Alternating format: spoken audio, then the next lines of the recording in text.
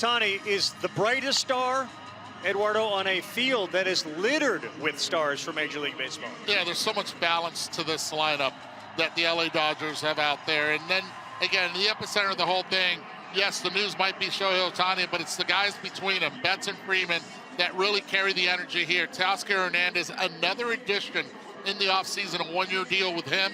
Expect great things out of him. Yeah. And the big question mark is going to be Gavin Lux at second base. Will he be able to field the position well? Because we all know he can hit. Dodgers are hedging on the fact that Lux's bat is valuable enough to move Mookie Betts from second to short and keep Gavin Lux in the lineup. Yu Darvish, the 37-year-old, on the mound for San Diego. And of course, last year he was shut down with that stress reaction in his right elbow, pitched to an ERA over 4.5. Fastball, sinker, slider, curveball, cutter, split. As Mike Schilt, his manager, said, first year for Mike, he said, he's a wow guy for me. He's blown away by what Darvish does on the mound. And don't forget the sweeper. And the sweeper. Because it's a beautiful thing. Look, Yu Darvish, the good thing about him was that they gave him the green light that he was okay by November, meaning he had an entire offseason to get ready for this moment. Well, the moment is upon us. We are in South Korea, and Major League Baseball is about to begin its 2024 season with Darvish set to deliver to Mookie Betts. Padres, Dodgers, just about ready to get underway. Darvish is ready, and so is Betts. And here we go with the 2024 Major League regular season. Lance Barksdale will call balls and strikes, and that first one from Darvish is outside, ball one. Catching Luis Campusano. Tyler Wade is at third. Kim is at short. Bogarts is at second. He has no innings in the majors at second base. Jake Cronenworth is at first. And a 1-0 to Mookie Betts, swings and fouls it straight back. In the outfield, Jurickson Profar is in left field. A phenomenal story in center. Jackson Merrill, who is 20 years young. 20 years young, is playing center field. You think about Games greats, Ken Griffey Jr., Andrew Jones. Put Jackson Merrill on the 20-year-old list to start center, make his debut. Betts watches one go by. It's just a little bit outside, 2-1. And speaking of Ken Griffey Jr., he was out here today, so I know Jackson Merrill's very much aware of that as well. Fernando Tatis, of course, is in right field. Just like games in America, pitch clock is in action as Darvish delivers. Way inside, Betts works a 3-1 count. How good was Mookie last year for this team? He led them in homers, RBIs, walks, slugging, OPS, OPS plus. And he's got a hitter's count as he gets set to take the pitch, but no, time called. No, that's a violation. That's going to be ball 4. What a way to start the season. Yeah, pitch clock violation in Seoul for Yu Darvish. Got to start his delivery. He doesn't have to throw the ball, but start the delivery. That's a new definition of a free pass. And here is Shohei Ohtani for the first time in a Los Angeles Dodger uniform. Had a phenomenal spring.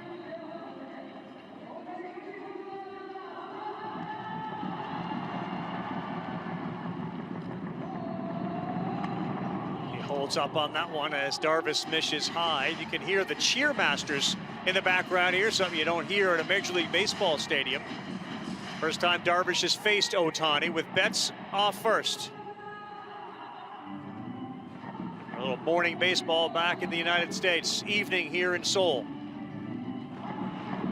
The 1-0, and that's fouled off. Well, they talk about Ohtani in a lot of ways. Dave Roberts said he has never seen, and he had Barry Bonds on his team, never seen somebody so focused on the day-to-day, minute-to-minute aspects and details of this game as he has with Ohtani.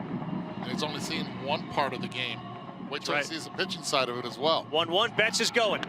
Ohtani checks it, throw down, not nearly in time. Mookie Betts has a stolen base.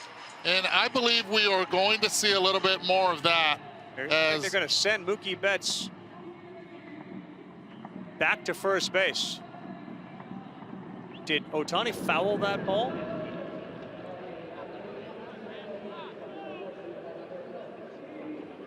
It was an incredible incredible jump, but yes, it looks like he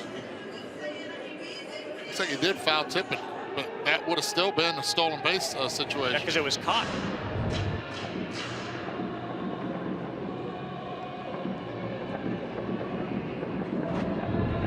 Really come close to that ball. Campusano caught it. We'd have to try to understand why Mookie Betts was just sent back, and Ohtani rolls one to the shortstop. Kim, the flip, Bogarts, not in time to get the speedy Shohei Ohtani.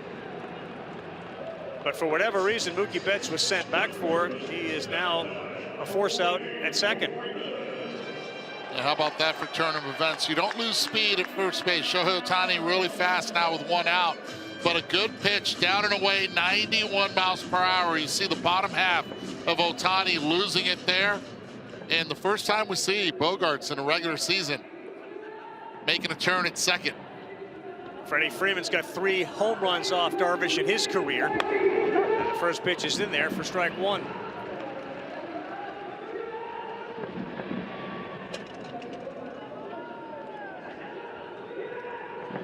.95-mile-an-hour sinker from you. And the 0-1. Off speed and a really good curveball. 73 miles an hour for Darvish, who really works the baseball. And I think we'll see a little bit of that with Glass now, but Darvish ahead here of Freeman.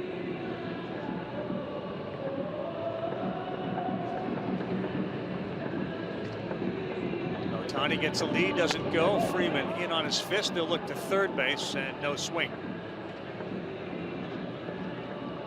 You talked about, Eddie, for a guy that is 37 years old, he seems to be tinkering all the time with his pitches. Yeah, all over the place, and that's the thing that's really hard for a hitter, is to what do you expect out of him?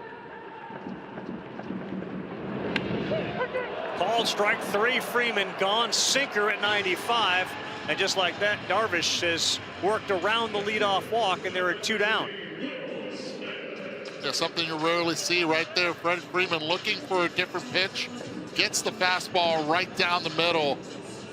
Nothing he can do when you're sitting soft and he goes hard right there. That's what happens even to great hitters. Here comes Will Smith, incredibly consistent catcher. He hits in the cleanup spot for the Dodgers. Throw over. Look around the Padres infield and outfield, Eddie. There's a whole bunch of shortstops. Only one is currently playing shortstop, but they're all over the infield and outfield. Yeah, that's one thing you're going to see, a lot of athleticism in that infield and outfield for the Padres.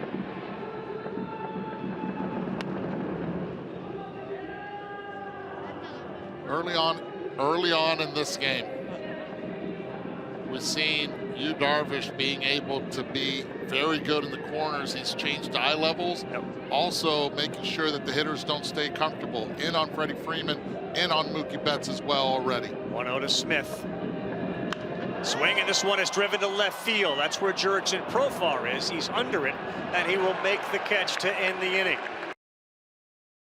San Diego Padres spent all that money last year, ended up finishing 82-80. They had a phenomenal September as we take a look at their lineups, and 3 of their top 4 are outstanding. There's a great belief from Mike Schilt that Jake Cronenworth is the guy to hit in between Tatis and Machado, and will have a very good year with Kim batting 5th. Glasnow's first pitch, straight over the top, ball 1 to Xander Bogaerts. Here's Tyler Glasnow, just 30 years old. He has not thrown more than 120 innings in any season, but he signed a 5-year extension for $136 million with Los Angeles, and that is in there for a strike. 95.4 miles an hour. Bogaerts, Tatis, Cronenworth as the Padres bat for the first time in 2024. He missed away with a cutter. He's got a big arm for the big righty. The 4-seamer, slider, curveball, changeup that rarely he uses. 2-1. At the letters, that's in there for a strike on the outside corner, and a nasty pitch. 97. He always had the velocity. He got together with the run prevention group with the Dodgers, and feels like there's another level for him to go. Bounced that one way short.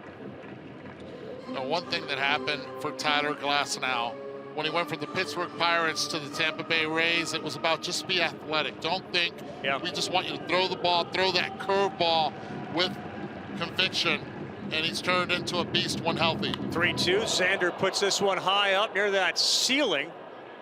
It didn't hit anything. It's a fair ball. If it hits the ceiling and lands in foul territory, it'd be a foul ball. If it's fair territory, it's a fair ball and playable. Bogarts retired. A little bit of Tampa Bay, Ray. Maybe Glasnow's comfortable looking up and seeing all those girders in the ceiling. Here comes Fernando Tatis, the right fielder. 25 homers last year, 78 runs batted in. That's a check swing, and that's a fair ball. Freeman will field it to Glasnow, and that's an easy out. So Mookie Betts stole second base, then was sent back, and we were trying to figure out, because it clearly was no foul ball, what it was. Umpire's interference. Watch Barksdale. And he hits the mask of the home plate umpire, so Campusano's throw had no chance to get there. Thus, Mookie Betts sent back to first. And that's a tough break right there for the Dodgers. Mookie Betts had a great jump. Jake Cronenworth, strike one. Double producers today, so we thank you for the effort there to get that replay of Mookie Betts. Andy Jacobson's made the trip to Korea. Joe McCoy back in our Bristol studios. Joe McCoy working KBO hours as that one is in there for a strike, and he's used to that. And he loves it. That's the part that I really admire about it. 0-2 to Cronenworth, and no, that missed. Think about the Dodgers with the guys they may get back, whether it's Kershaw or Buehler. But after Glasnow and Yamamoto, it gets a little thin for Los Angeles. Another one that he bounced, and he misses badly with the slider. Carl, after all the games that we did in our mornings from our home, to be able to now witness the cheerleaders down the line, I mean, pretty darn surreal. Wearing Padres and Dodgers uniforms, it is surreal. 2-2, and that's a foul ball.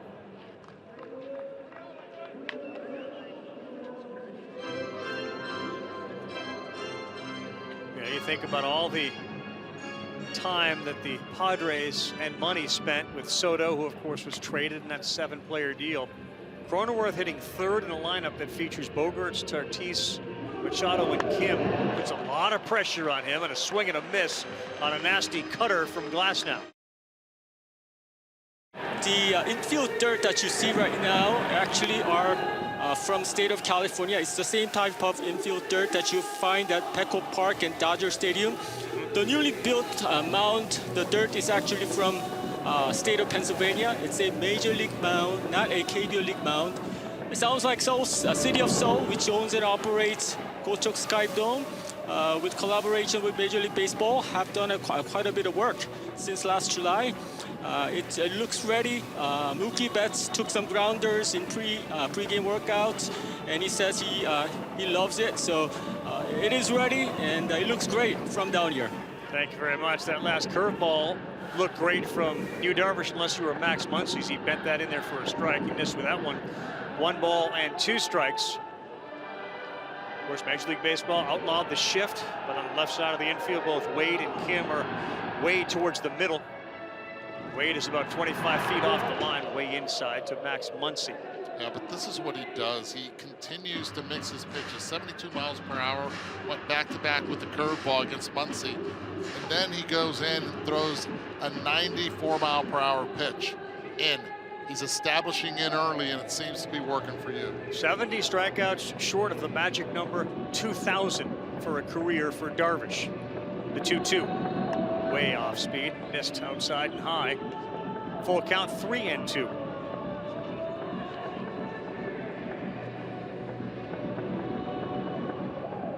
Max Muncy, there was some question whether he would make the trip over here. He was dealing with a virus, lost 10 pounds at the end of spring back in the States, but he was okay, cleared, and has found his stroke. Lines one into center. That's going to be the first hit of 2024. It comes off the bat of Max Muncy. Huge and good sign for Los Angeles to stretch that lineup out beyond Betts, Ohtani, and Freeman and Smith. Muncy delivers. And here comes another story for Los Angeles, Teoscar Hernandez, as we watch Muncy's single up the middle off the end of the bat. Yeah, right off the end of the bat, and sometimes not having exit velocity off the bat works. Hits this one hard, most likely straight at the center fielder, but instead falls in for a knock. So it's Teoscar Hernandez. There was still a little money left over after the dollars they gave out to Yamamoto, Ohtani, and Glasnow. And Hernandez raised his hand and said, sure, I'm in. I'd like to join that team.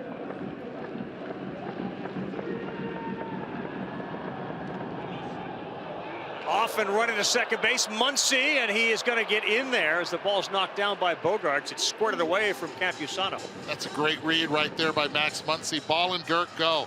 Campusano kept it in front of him, tried to make an athletic throw, but it's all about the secondary and the jump. And as soon as he sees this curveball hit dirt, and it's something that they're already working on and they know pregame, part of the meetings. You see it in the dirt, go, force Campusano to make a great play. So Hernandez now with an RBI opportunity and a 1-1 count. Foul ball. So when you use two players and spend almost $1 billion, over $1 billion, what's left? 1 year and $23.5 million for Teoscar. Bat first, glove second, but Robert said, I've liked what I've seen so far from Teoscar. Well, he's liked what he's seen so far from Teoscar because what you have in a lineup full of stars that can play the outfield really well, and it's led by Jason Hayward now that Mookie Betts is in the infield. And they continue to work on defense and preach defense in the outfield, and he's buying into that as well. 1 ball, 2 strikes to a guy that averages 32 homers this season. Checks there, no swing.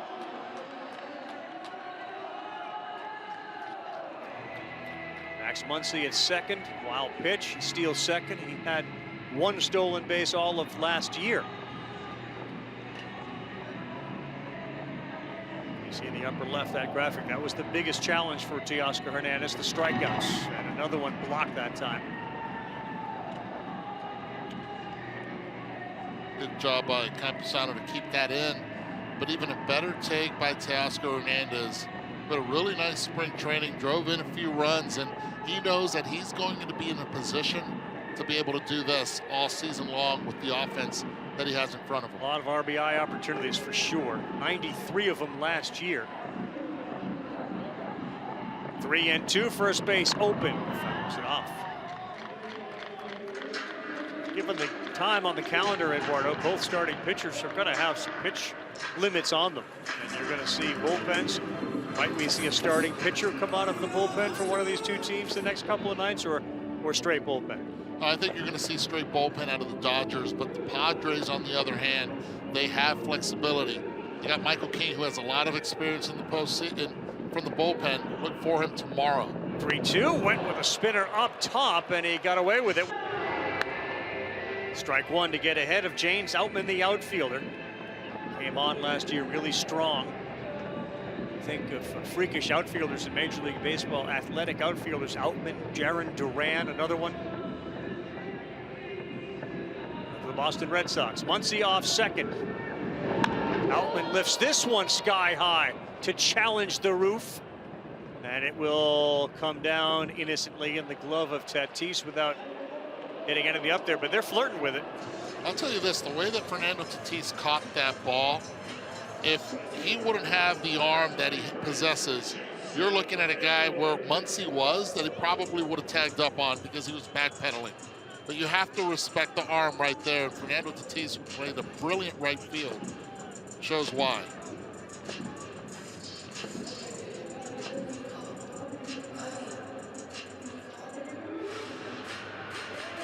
To Eduardo's point, with all the incredible arms they have with all these shortstops, StatCast presented by Google Cloud backs up Eduardo's point. Last season, strongest arms throwing, an average of 97 miles an hour. Hayward swings at the first one. This is playable for Wade. Tyler Wade is under it. Muncy will get stranded, and that will do it. Here's Manny Machado and Glasnow. A two-hopper to Mookie Betts. First chance at shortstop, and he is able to get Manny Machado He looked good there, and from one shortstop making a play to another coming to the plate. Here is Ha-Seong Kim as Machado retired on one pitch.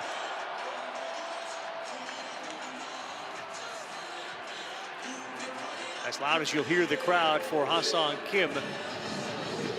7 years, a member of the Kiwoom Heroes who called this place home, and he acknowledged that crowd. Well done by Ha-Seong Kim. It's interesting, the crowd here, they do not get up. They don't do standing ovations. They just applaud respectfully from their seats. He stole 38 bases last year, worked his way up the lineup, and now the everyday shortstop. Inside on the fist, ball one.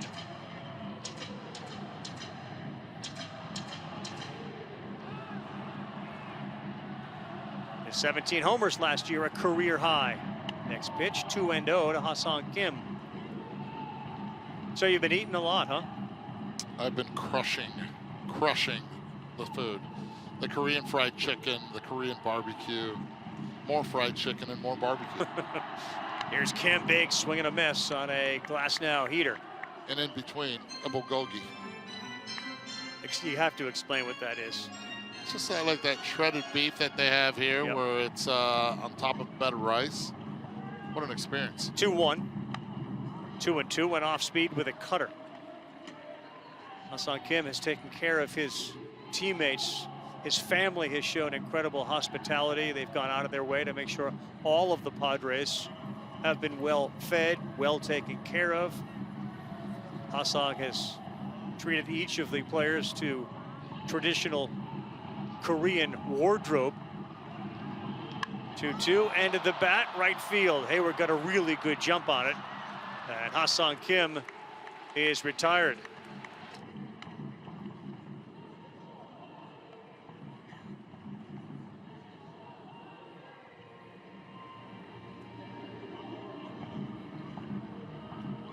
As Jurickson Profar steps in with 2 down, and he swings there. 2 balls and 1 strike, fouled it off of his back foot. You know, it's impossible to build the perfect team. The Padres thought that they really had it last year, and it didn't work out. They finished 82-80, and of course traded Soto for 7 different players. Dodgers feel like, and most of their fans do, that they have arguably the best team.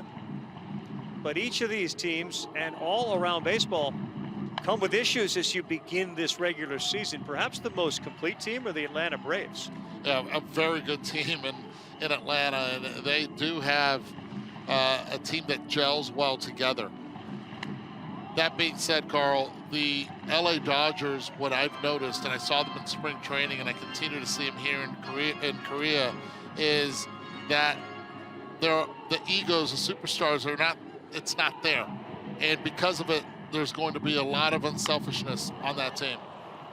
97 past Profar. To the ESPN bet odds, the Dodgers ahead of the Atlanta Braves. Would you agree with that you'd put the Dodgers ahead of the Braves as a favorite? I don't. You don't? I don't. Glasnow was walking away like he thought that was strike 3. Will Smith was just about set to go, and take a look at K-Zone, and Glasnow is very frustrated. Smith, you can see him talking there to Barksdale. Yeah, and Lance Barksdale only had 3 games during spring training. So the umpires are also going through their spring training. And when you have electric stuff like Tyler Glasnow, and that's right here, he did not miss. That's a beautiful pitch on the inside part. So extra pitches, and again, given the time of the year, on a rocket to Betts and an underhand flip. Wow. And how about Mookie? So Mookie Betts just happened to show up? All of a sudden he was there. I invite royalty, and royalty showed up. You and Daniel Kim, and that was Andrew Jacobson getting all dressed up. Yeah, he was supposed to be the general. Here's Gavin Lux, and he swings and sends a high chopper that's charged by Cronenworth and an easy out. He looked like he belonged in the Vatican.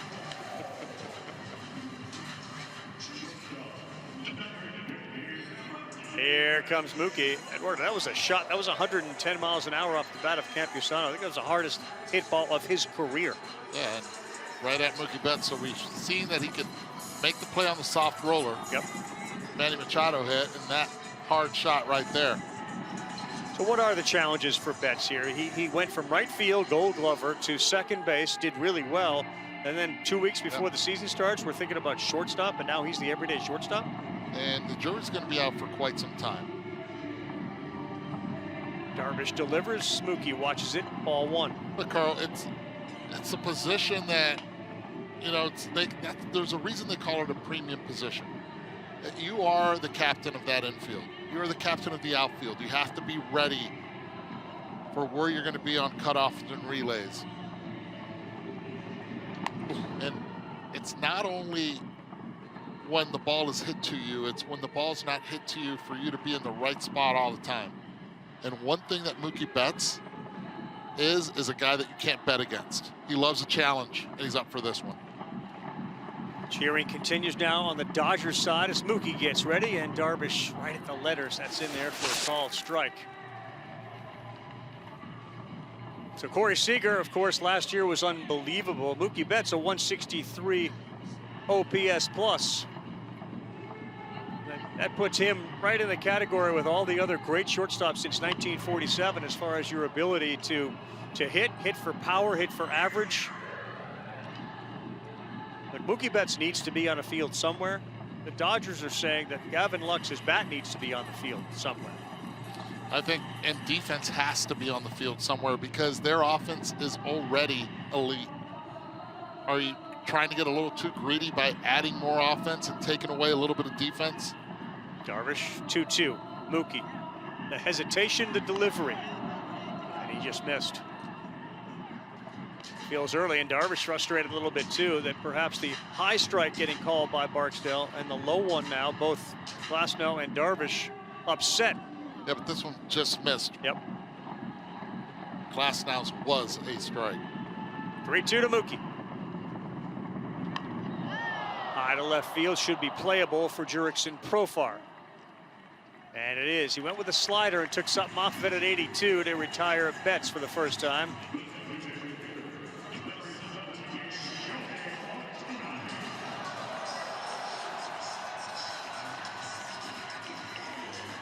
He played for so long in California with the Angels, and here is Ohtani now in a Dodger uniform off a $700 million contract where he'll pitch next year.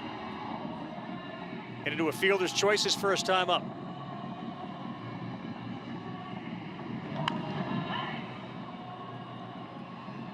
Well, one thing that Darvish is doing early and often against Shohei Ohtani is showing him inside. We saw it in the first at-bat, and then after that he goes away to try to get him to be off his feet and his strength a little bit upon contact. The 0-1 to Shohei.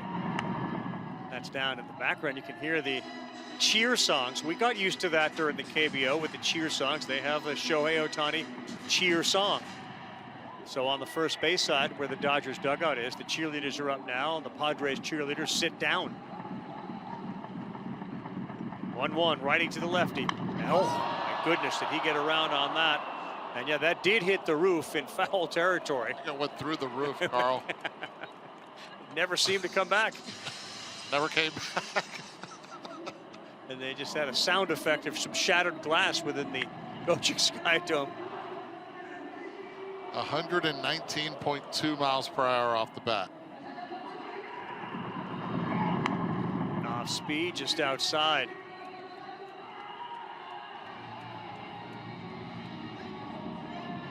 There was some question. I spoke to Dave Roberts about a month ago, and he wasn't sure Ohtani would be ready.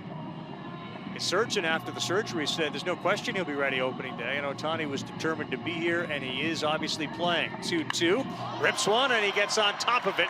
And Shohei Ohtani's first hit of 2024. A shot into right, a sinker that he turned around at 112 miles an hour. Shohei's wife now part of the crowd that's here. She's as big a story as Shohei was in a lot of circles. And that's what he does so well, being able to find barrel to that bat. And in the 2 games that they did play here, the Dodgers against the Korean national team and also against the Kiwoom Heroes, they pitched the elevated late. But she'll be doing that a lot this year. Here's Freddie Freeman. Off goes Ohtani, and he's got that thing stolen easily. 23 bags last year, and Ohtani has one here. Part of the game plan for the Dodgers. We saw it early with Mookie Betts, but interference brought him back, and right there, Shohei Ohtani is showing why he is in the 2 spot. When he gets on, he has that green light to go, and Dave Roberts wants him to go. The 1-0 to Freddie Freeman. In there for a strike, 1-1.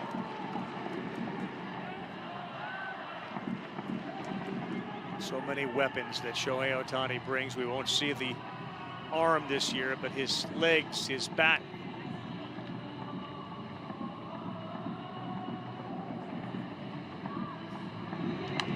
Freddie looked off balance there.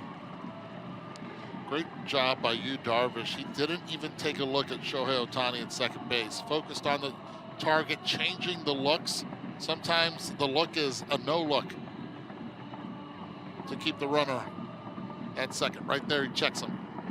Profar fairly shallow in left field. The next one is bounced, and it's a good job by Campusano to keep it in front of him. How shallow Jackson Merrill is playing in center, and wisely the coaching staff has him shaded towards left, which is where Freeman loves to go.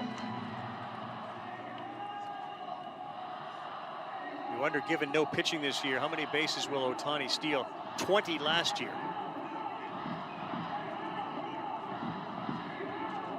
And Freddie just fouled. Broke his bat on that one. Or I think he could double that. It's a better lineup. He's got more protection. Last year he did not have Mike Trout in that lineup for a big part of the year, and he was pitching. This year, not pitching, with Freddie Freeman behind him.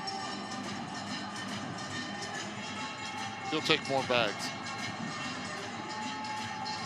Bottom third, the Dodgers, the home team this morning, where you are watching, and they will be the away team tomorrow morning. Just a 2-game set, and they obviously both head back to California. Still some spring training games to be played. These are regular season games, and that one misses high and away.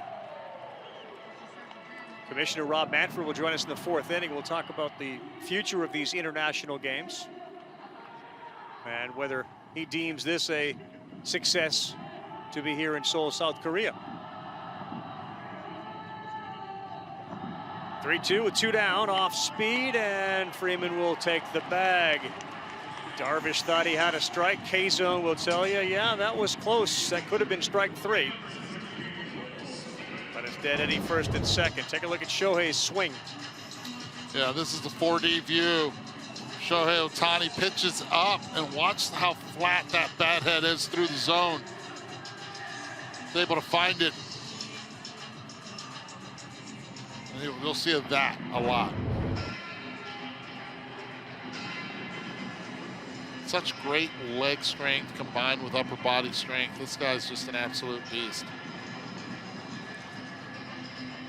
Pitching coach Ruben Niebla is out there to talk to Darvish after 50 pitches. And Will Smith coming up. Darvish slept really well. 6-inch mattress of his own that he brings with him. He flies with his own mattress.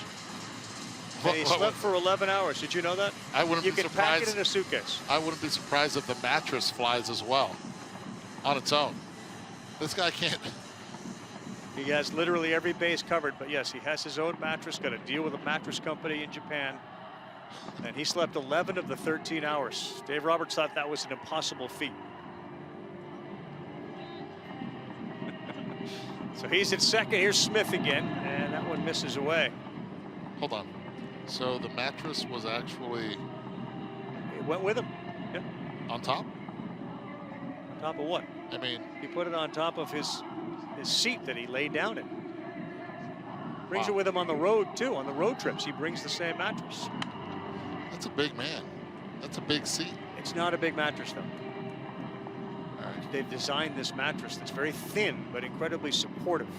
And as you said, and as Mike Schultz said, when he saw Ohtani again, he's like, that is a big dude.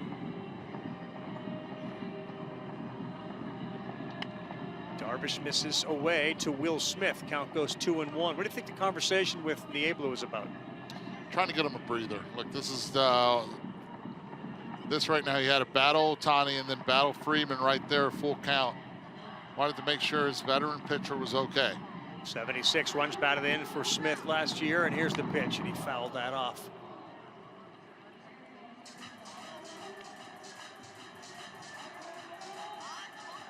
Generally, with JT Realmuto being regarded as probably the best all-around catcher, Will Smith is right there with him, just a notch below.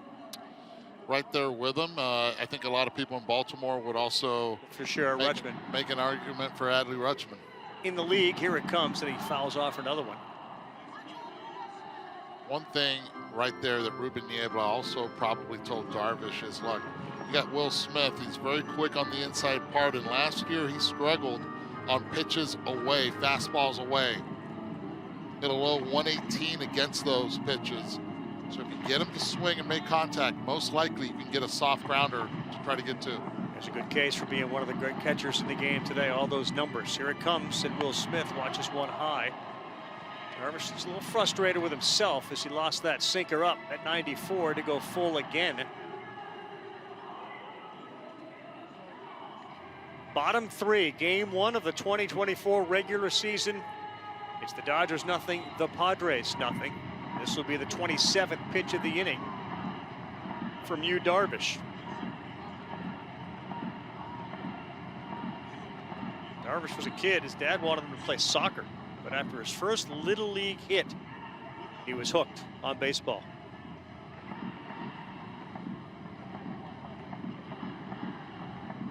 Runners are moving. That's in the dirt. They're going to be loaded as Darvish walks back-to-back hitters. It's a great take right there. 3-2 off speed. Recognized it early and laid off. And when you know you have Max Muncy on deck, Will Smith takes the base. Now the grinded out at bats that helped make the Dodgers famous are showing up here against Darvish, who's inching towards 60 pitches. Loaded for Max Muncy here in the third. Misses, ball one.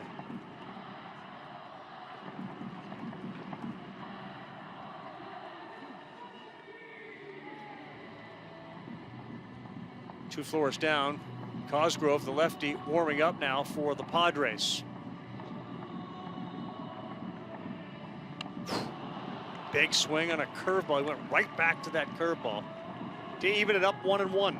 Yeah, Max Muncy last year, runners in scoring position 34% of the time. That was the highest in the National League. Ohtani off third, Freeman at second, Smith at first. Muncy fouled it straight back. He challenged him with a four-seam fastball right down the middle.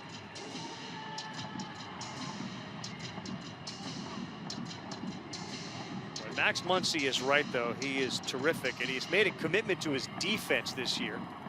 He said, I want to stay with the Dodgers for the rest of my career, and there's not a lot of room at DH on this team. Darvish, 1-2, trying to work around the bases loaded. Muncy pulls it foul to stay alive. Talk about Yu Darvish adding and subtracting. Like curveball, the last three pitches, curveball, then elevates the fastball, gets him to chase and slows it down again with the curveball.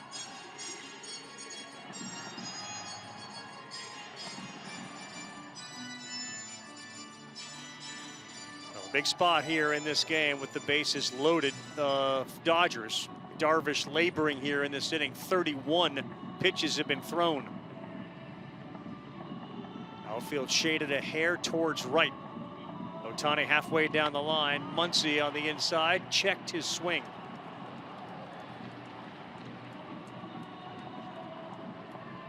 Let's see if Yu Darvish trusts his fastball and goes right back to it. He's gone curveball after every fastball he's thrown, and the hitter tends to recognize patterns. Let's see if he breaks it up. 2-2 to Max.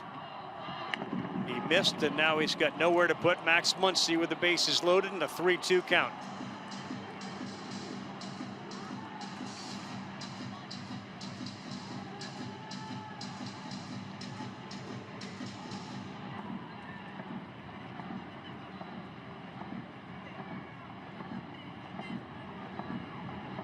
Here it comes. There they go. Swing and a miss. Yu Darvish went with some cheese. Yeah, we had the whole dancing thing going during the pandemic and COVID, and we can't thank those folks enough for what they did for us and for everybody that was watching. Their willingness to participate in everything, and give Daniel Kim a lot of credit for setting so much of that up. But you knew it would be emotional coming back here when you go back on those songs, Eddie, and those early mornings.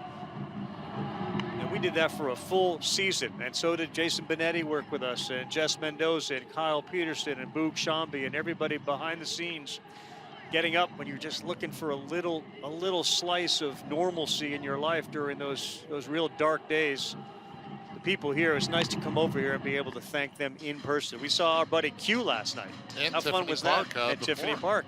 Yeah, look, it has been very surreal for us to, from 2020 to where we are right now, and to be able to be here with the Dodgers and Padres, and the city of Seoul has been fantastic.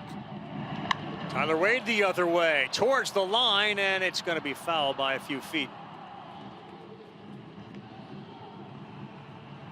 Yeah, I think a lot of people, look back on that time, Eduardo. You just saw a quick shot of Hyunjin Ryu and Dave Roberts reunited. Ryu back here now pitching. But the bubble and the 2020 abbreviated season for Major League Baseball, we saw the KBO go from start to finish. The NC Dinos won the whole thing. With the sword. 1-2 with the sword, 2-2. Aaron Altair and Yu-Ji Yang, so many of the players became, in our world anyway, household names. Here's the next one to Wade, fouled that off. Robert said about 80 pitches for Glasnow. 80 pitches around there. It really depends on the stress of each inning. Same thing goes for Yu Darvish. Last inning, even though no runs scored, it was a high stress inning for Yu Darvish. Ooh.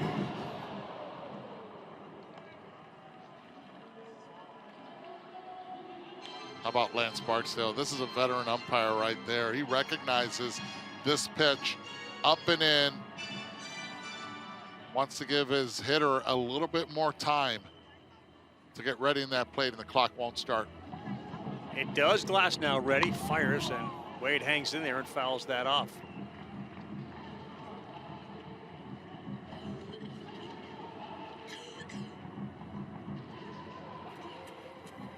So Darvish checks out of that inning, having thrown, according to our buddy Sarah Langs, of course, who's up so early with us, 34 pitches. It's the most he's thrown in an inning since August of 2022.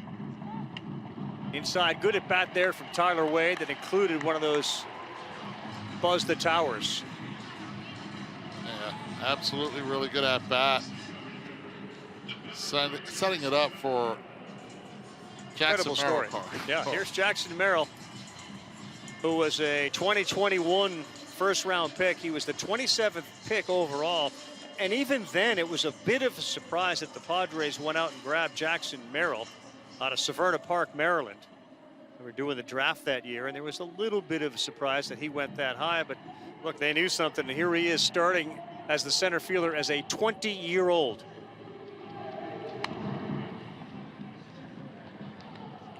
Not wasting any time either. First pitch he sees. Welcome to the big action. Let's take a swing at it. At 351 this spring, had a handful of doubles and 2 homers. Next one to Merrill. That's an aggressive hack, and he fouls it back. 0-2. Well, Ken Griffey is in the building today. Andrew Jones and Don Hahn back in 1969. These are the guys that were under 21 and making their opening day start in center field since 1969. Mike Schilt told us a pretty cool story about Jackson Merrill. When Schilt was with the organization 2 years ago, they brought Merrill over to the big league camp, and he and Schilt spent time basically watching the major leaguers behind home plate. And they were talking about many things, but talking baseball. Schilt was blown away, but he was the shortstop then. He wasn't going to be an outfielder. The outfield thing really came about a couple months ago. They decided, let's try this. He missed badly. Smith picks it up, going down to second easily as Wade. Yeah, Carl, when they saw that they moved Bogart to second base and had Hassan Kim at shortstop, look, one of the ways to get to the big leagues is you have to show that you can play another position. Yep.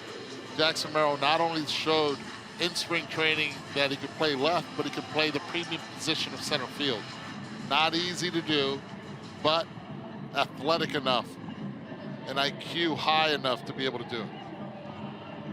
So 1-2, what a spot for a 20-year-old kid. First game, boy, he got jammed and he fouled that back. Manny Machado, one of the things people pointed to with the Padres last year was a little dysfunctionality. Of course, Bob Melvin is now in San Francisco. Soto's no longer here.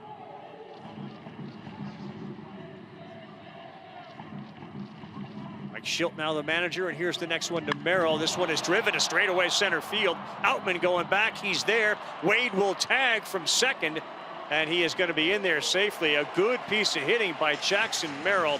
A line shot to center field, advances the runner, and his first major league at bat, 106 miles an hour, 105.7 off the bat. It's a great at bat. You move the runner over from second to third on a 1-2 count, doing the job, and now forcing the Dodgers early on in this game. Xander Bogaerts at the plate with the infield in. Bogaerts really struggled last year against fastballs. Glasnow's got a really good one. And there is a swing and a miss at a 91-mile-an-hour cutter. Back in 18 and 19, Bogaerts' ability to hit that fastball had him amongst the best in the game. He has completely fallen off. Can he turn that around? Here he does. He will drive in the first run of the game as Xander Bogaerts. An RBI to center. That plates Wade, and it's 1-0 San Diego. And high fives in the dugout. Everyone giving it Merrill a high five for getting the runner over, forcing the infield in, and making it easier on Xander Bogaerts to drive in that run. The wild pitch, too, led to the stolen base that got away from Will Smith. 100%, but on that 1-2 pitch, Jackson Merrill, that wins that at bat, wins that inning. Take a look at the upper left-hand part of your screen now. We will begin to use this win probability graphic, and after they go up 1-0, as you take a look at that little note about Xander, third player to get a hit in 5 different countries. We'll show the win probability, and right now it's leaning, of course, with a 1-0 lead for San Diego. In the favor of the Padres. Many factors go into win probability. It's just not who's leading. Tatis, wild swing there.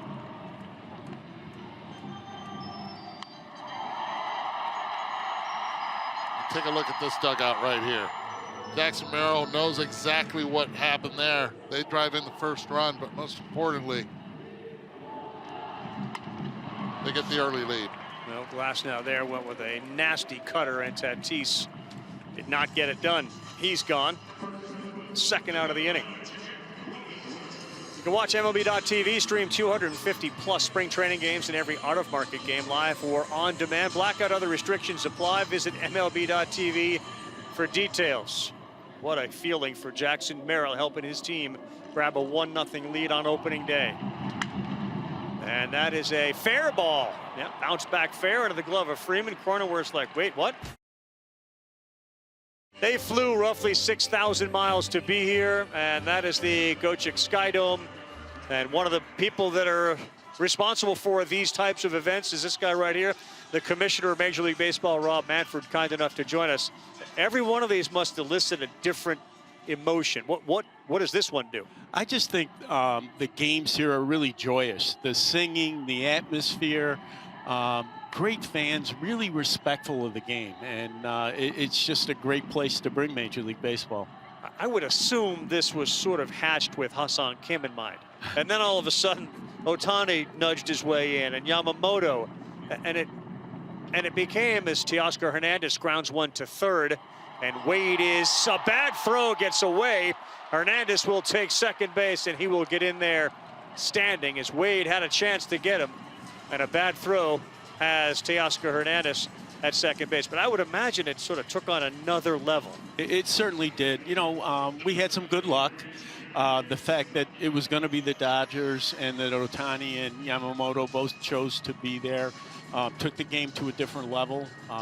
You know, it's interesting. I think it's the first time, other than a WBC, the Korean commissioner's office here, we're here, and the Japanese commissioners here as well. So it's really a celebration of the game, and it's due to the star power of those two players in particular. Here's James Outman, Rob Manfred, the commissioner of Major League Baseball, joining us here in the booth. Eduardo Perez, Carl Ravitch, Daniel Kim down on the field. It's a little surreal, too, and I know 2020 was the worst year for so many people, you guys included. But the KBO, and to be back here for us and for what we were able to do that year, it's strange, too. Yeah, I bet it is. I know that it was the one place to get your baseball fixed then. And we all need it, as Cronenworth makes a nice play to take a hit away from James Outman. So what has all of these excursions worldwide done for you and the game? What's the give back? Look, I think the give back is growth.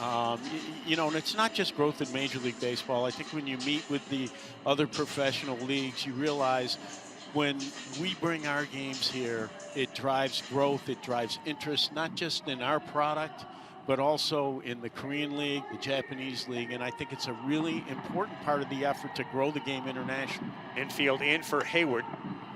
We continue to see baseball in London. We'll see that this year, Mexico City as well. We saw it already in the Dominican Republic with Tampa Bay and Boston.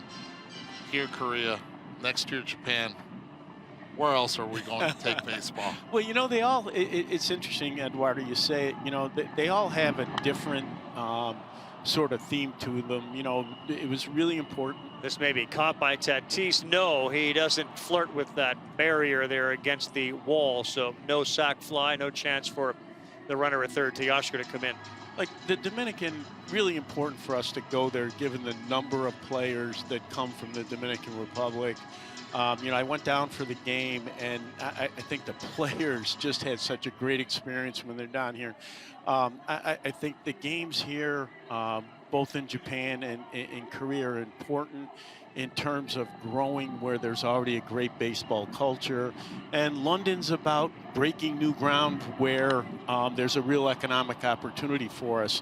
We continue to look for places around the world where we think it makes sense for us to try to go and play. You know, Puerto Rico's clearly on our radar. It's someplace we'd like to get back to. But we're going to continue, and hopefully in the next collective bargaining agreement, to have the same kind of aggressive international play plan.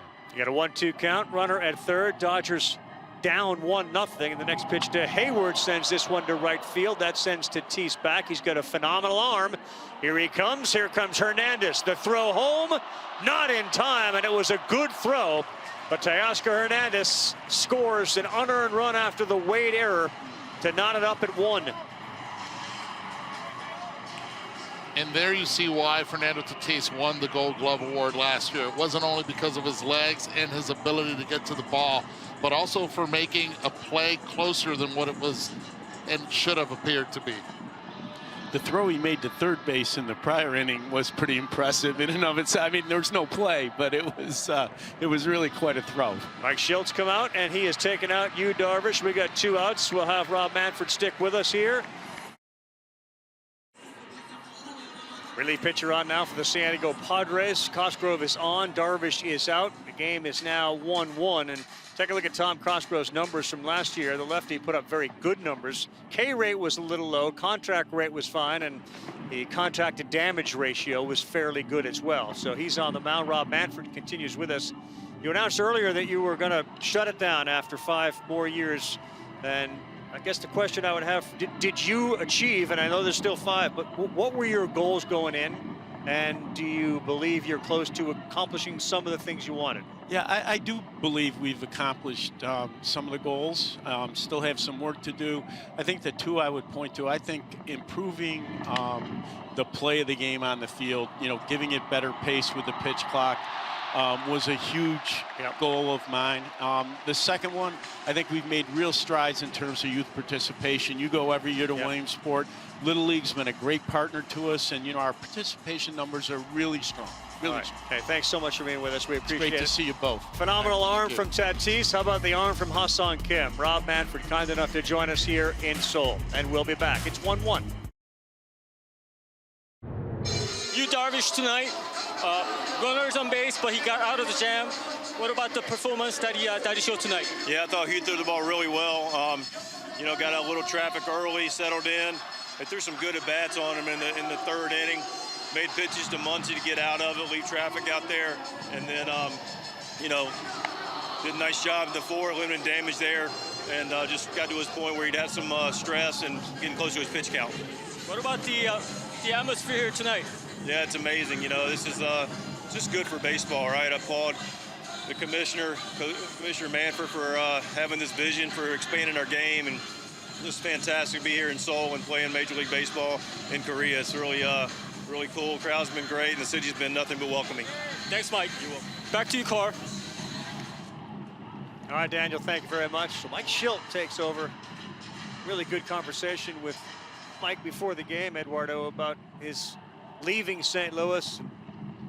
The soul-crushing aspect of his life that was, as Glasnow issues a leadoff walk to Manny Machado. But he says his soul was crushed, and he did a lot of soul searching. Finally came to the realization, did Mike Schilt, that, you know, I don't need to manage. I don't need to be defined by being a manager. But when he let that feeling go, that's when he realized, I'd like to get back to it. And he seems to be a little bit different, a little more comfortable with everything. Well, you got to understand, he came up as a Cardinal in his entire career, professional career, and throughout the minor league system, and he never identified with anything but that. Ball one to Ha-Seong Kim. And I think that was part of the shock factor after having winning seasons in St. Louis to have been let go like that. It hurt for him. And being away from it and finally landing in another place, I think opened his eyes and gave him that hunger to pursue this one more time. 2-0, misses just up, and that'll bring Will Smith out for a conversation with Glasnow. Ha-Seong Kim comes home, and you have seen, whether it's all-star games, the pressure that the hometown, the guy that plays in that city, feels to show everybody his city. You know, he has to be the guy that's out in front.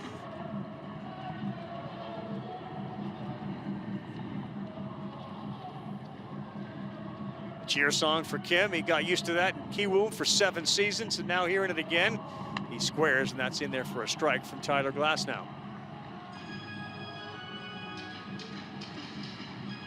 Well, if they're going to go to Japan next season, doesn't it stand to reason that the Dodgers have to be the team that goes? And if it's not the Dodgers, you got to look at the Cubs as well. But for me, the Dodgers are a no-brainer, right? You have the superstars, and you'll have Shohei Ohtani back on the bump if everything goes well.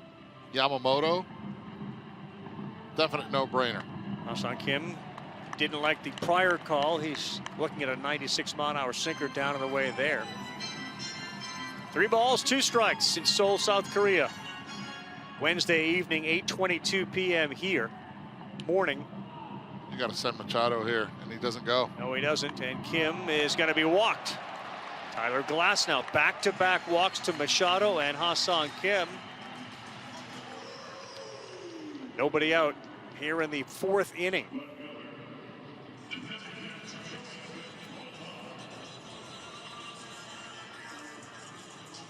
Profar, Campusano, who absolutely hit a rope at Mookie Betts his first time up, and then Tyler Wade scheduled to bat against Glasnow.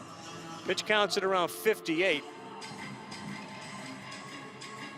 And when the Dodgers go back and get set for their regular season opener back home on the mainland, he will get the start in game 1. Profar lays down a good bunt. Glasnow has it. Off balance throw. Freeman comes off the bag, and they are loaded. And that, you know, this is what happens when you don't have a lot of time playing with each other. Muncy at third base should be calling off Glasnow. Clearly no one's at third. Has to go after that ball. Has to yell and take that play. As soon as this bunt is made, right then and there, Max Muncy has to let Tyler Glasnow know he's there.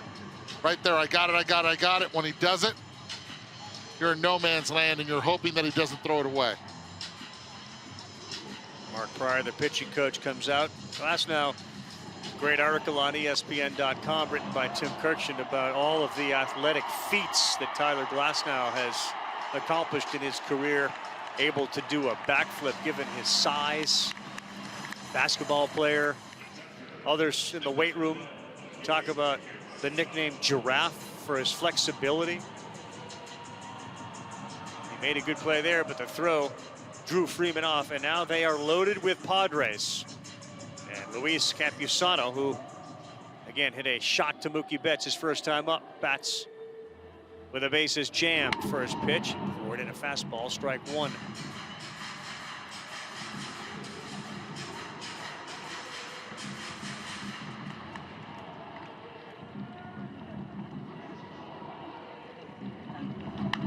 That's going to go to the seats down the right field line. 0-2.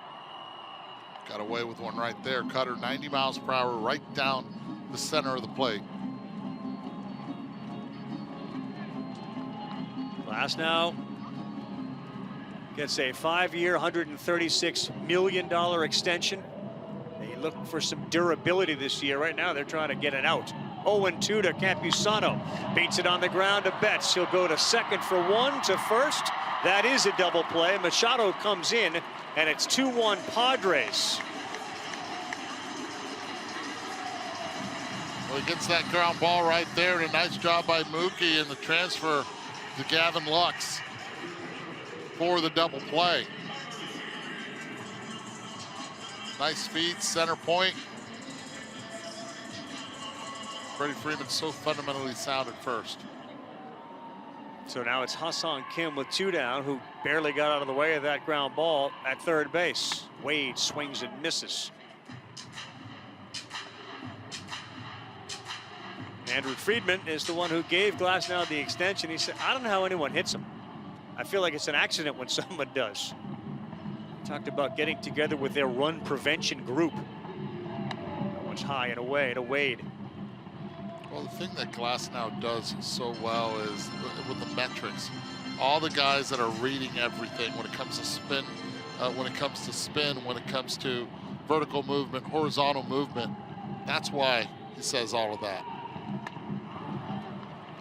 That's why he gets so many swings and misses. The extension that he has on every pitch and the height that it comes from, it's hard to replicate. 99th percentile when it comes to extension, 7.5 Extension. Feels like he's throwing it from much closer to the mound, and he picks up another strikeout of Wade. Bases loaded, nobody out. Tyler Glasnow, he got the ground ball that he needed. What about his performance tonight? You know what? I think the stuff's good. I think he lost a little bit of command there in that inning, but it was good to see him get the ground ball double play from Campusano. The punch right there from Wade. His pitch count's still in a good spot, so you know the plan is to get him through that fifth inning and then go to the pen. But those guys did a nice job getting some base runners and creating some stress. A lot of Dodger hats and jerseys here tonight. Yeah, no, it's been good because obviously Ha-Seong Kim is a fan favorite, but we got some Dodger fans representing us for sure. Thanks, Dave. Back to you, Carl. All right, Daniel, thank you very much. Mookie Betts fouls one off. Of course, Dave Roberts now, in a lot of ways, Eduardo, the seat gets warmer when you spend all that money in the offseason. And Roberts in his 9th year now with LA. A .630 winning percentage. When they play 162, feel like win 100 every year. They did it again last year as Betts fouls that off. But do you agree? Is the seat a little warmer now that you've doled out all the money you've doled out? 100%. And I mean, he's one of the game's best when it comes to being able to get the players to perform. Yet when you have this much talent, it gets odder. Good pitch from Cosgrove in on the fists of Mookie. And the big question mark is, after Glasnow, and you have to limit his amount of pitches that he's going to throw. You have Yamamoto, first time, getting his feet wet here. Bobby Miller. Mookie up the middle. He's going to be aboard as he reached out and got that off-speed pitch. Mookie on. Ohtani coming up, and he, of course, delivered his first hit of the season.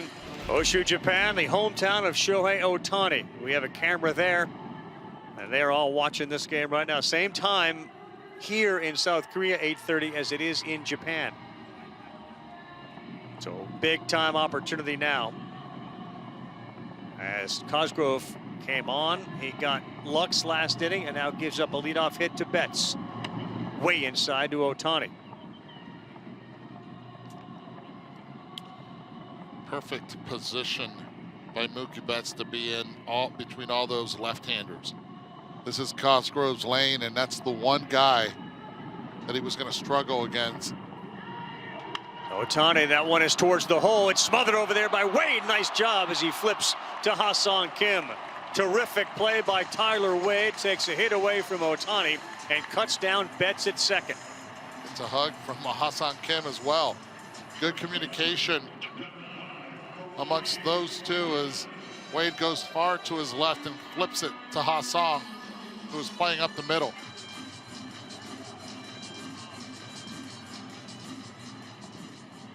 Big play by Wade here with Freddie Freeman coming up. Ohtani took off and stole a base. And he did it quickly. Now with a lefty on the mound, a little more difficult, and the curveball is in there to Freddie. Slider, four-seamer, sinker, and an occasional changeup from Cosgrove.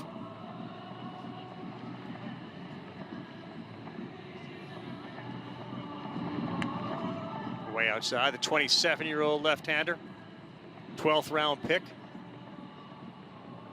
2017. Shohei Ohtani showed exactly the value of Cosgrove. No one had softer contact in the big leagues than Cosgrove. Inducing balls off the hands, off the end of the bat, hard to barrel. 100th percentile. It's hard to keep this top of the order down when you think about what Betts, Ohtani, and Freeman have done, or the MVPs they've won. And it's not as if Betts or Freeman didn't have phenomenal years last year. We'll throw over there against Ohtani. Freddie led this team at 33 years old in runs, hits, stolen bases, batting average, on base, total bases. Got hit by a pitch 16 times. Get Kershaw back, 4 MVPs on this team. And there's another hit. So 17 going on last year. 1 already here in 2024. Rangers, another one of those teams, going to get a lot of guys back. Scherzer, DeGrom, if they can. And of course, the Cubs much improved. Enyel De Los Santos comes in and just throws cheese at 94 in and under the fists of Will Smith. Smith bats against the righty with 2 men on. Ohtani with great speed at second base, and Freeman as good a base runner as there is at first base. And Will Smith, slow roll to first. They'll go to second, and that will be, oh, not in time. Kim hesitated. De Los Santos may have been a little late getting over there, and now we're all looking inside the Padre dugout to see if they will review this. Yeah, Ha-Seong Kim had a double pump and wait for De Los Santos. And still, it got pretty close at first base, but I don't think they'll check it. Great turn right there. See that double pump. Good hustle by Smith. And De Los Santos had to pick up quick because Freddie Freeman. Shohei Ohtani slid at third base instead of staying straight up. Hey, the instant replay room has also made its way to Seoul, and that's what it looks like right now. They will not review this one. But there are many eyes and many screens in the replay room here at Gocheck Stadium. Muncy, strike one.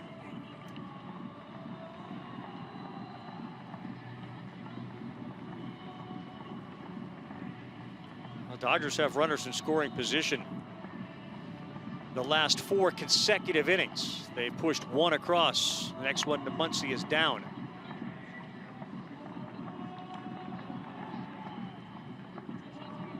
Last time up, Max Muncy with the bases loaded and 2 outs could not come through.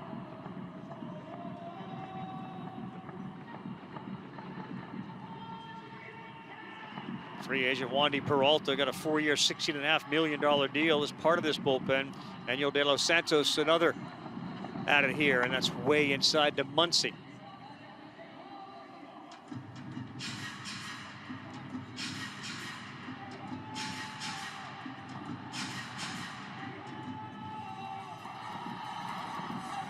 Max singled his first time up, stole a base on a wild pitch, got a chance to bring in a couple. Swing and a miss, and a high one right at the top of the zone.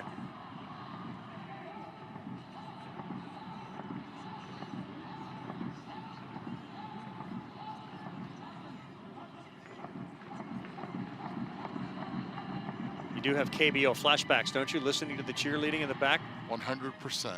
Next one to Max. Swing and a miss. De Los Santos blew him away. Another 94-mile-an-hour sinker.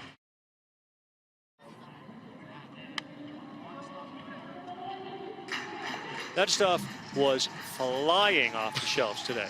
I mean, flying. People running to try to see if they can get a Seoul Series souvenir. Trying to get Glasnow through the 5th. This ball is hooked down the line and will go foul. Well, Merrill has hit the ball hard. He has. Impressive. That 0 for 1 is a big 0 for 1. This one was 106 miles per hour. The 0 for 1 was 105.1 miles per hour. But it was a productive out, moving the runner over from second to third. Last time up, a shot to center field. Merrill sky high. It's able to avoid any of those girders up there, and Merrill is out, caught by Mookie Betts. 1 out. In the bottom of the 5th for the Padres. You know, you talk a lot, Eduardo, about taking your defense to offense. Bogaerts moves over to second. Betts moves over to short. How does a player avoid having one impact the other negatively? One, you have to have a good start, and 2, you have to be able to compartmentalize one side, the defense, with the offense. Not everyone can do it. We've seen Mookie Betts being able to do it from the outfield to second last year, but now he turns it around to the other side of the infield. Some people thrive on it the less they think offensively, and they occupy their mind on the defensive standpoint. They can be better. The jury's still going to be out on Mookie. Next one is Sander, and that's bounced. It's been a problem for Glasnow with his changeup, with his slider. Several of them have come up about 58 feet.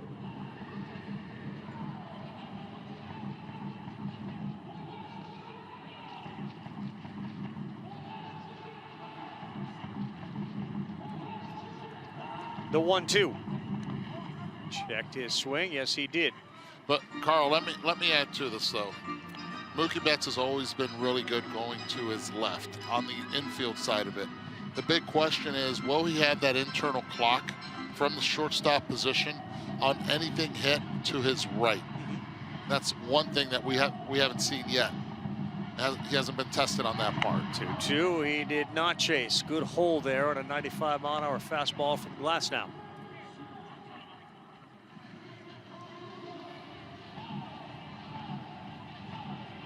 And Xander steps out. A long-time Red Sox who put up some credible offensive years at Fenway Park. His power really came on as he grew into that body of his. Here's the next one. And this one to shallow center field. Outman under it. Bogaerts retired.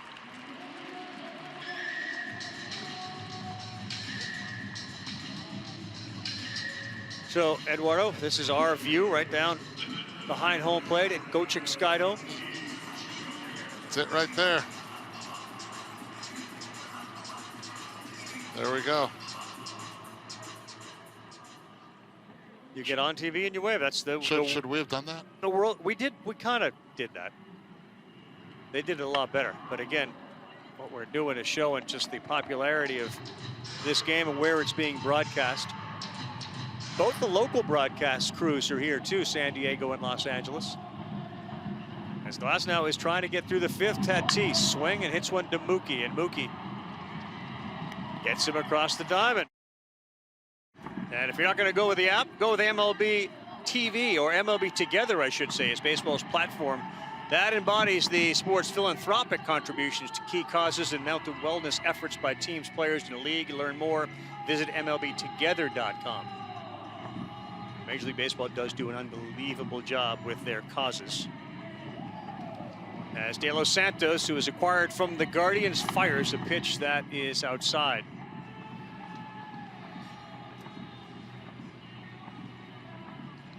Came over to deal for Scott Barlow. That big right-hander. To Teoscar Hernandez. Anybody intimidate you on the mound? De Los Santos, a big guy out there. Glasnow, huge guy. Anybody bother you as a hitter? Tell you, it wasn't so much the size as the stuff. You look at John Smoltz's stuff, that intimidated. Sky high and playable in center. So it wasn't like the big guy whose control wasn't great. You were just bothered when you knew a guy was going to get you. Yeah, it was more if you look at Kevin Brown with that two-seamer, heavy two-seamer. That intimidated, because we were like, okay, will my bat survive this at-bat? Here at Gochik Skydo, we got Mike Schilt coming out. De Los Santos is out of the game. 8:51, nearly 9 p.m. here in Seoul, South Korea. The time difference on the West Coast and East Coast. Hope everybody is now up and enjoying this game. It's a close one, 2-1 top of the 6th. Yuki Matsui, and last year a closer. He came over, of course, to the majors. Phenomenal numbers, big-time strikeout guy. And he has learned that he's got more than just a fastball. And it cuts a little bit more here, he says, than it did in Japan. He starts off the lefty Outman. That's not good news for the Dodger hitters and hitters in general. Not big in stature, but big with stuff. The 1-0. That is in there for a strike. And what makes him difficult to hit is his ability to throw any pitch at any count with conviction, in the zone and out of the zone for chases.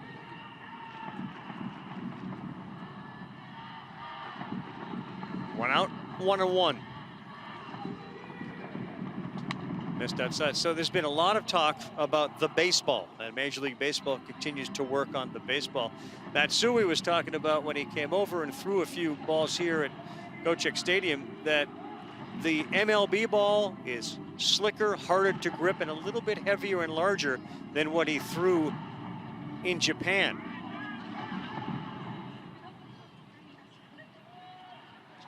And he just got burned by a pitch clock violation, so that's going to be a ball assigned to Yuki Matsui. Second one of the evening here. 236 saves he had in Japan. 3-1 now to Outman. That's ball 4. So Matsui comes in and immediately walks the lefty. Well, after the pitching change was made, Dave Roberts made an adjustment. So Kike Hernandez, who's signed with the Dodgers, is now in the batter's box, and that brings Ruben Niebla out, along with a translator to help him communicate. Now, I think one of the things gets us lost in all of this, and you just sort of touched on it. You know, there's a human component to all the deals, the trades, the new environment coming to Seoul. In this case, Matsui with a new baseball, to what you just talked about playing in Japan.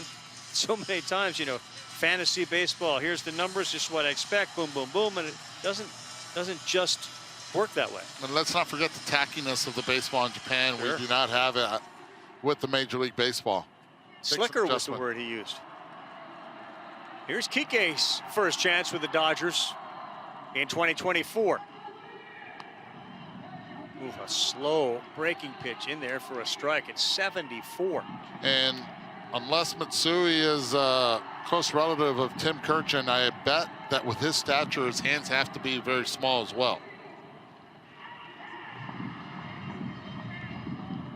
Kike's got a big hole on the right side as Matsui fires over to first with Outman.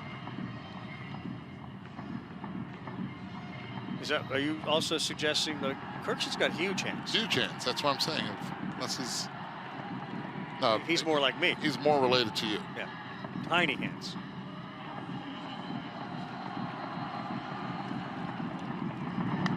Swing and a miss from Kike on a slider. Tough pitch for a lot of hitters to handle with Matsui. The slider, you can barely tell spin. Great angle right here.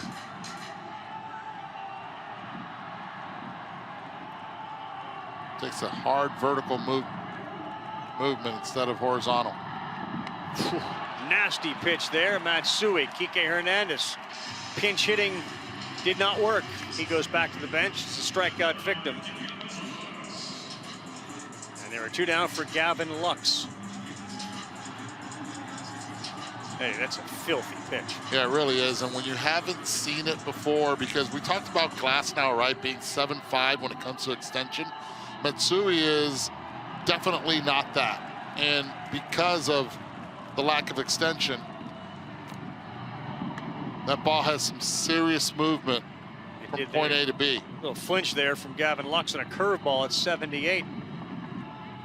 Matsui's extension, 5'2".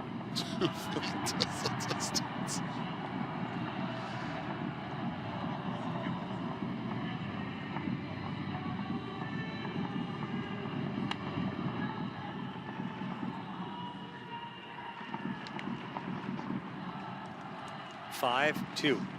5'2". And it's not like he's throwing cross arm. Like Enyel De Los Santos is around 5'2" as well, but he's not linear towards the plate. Matsui is.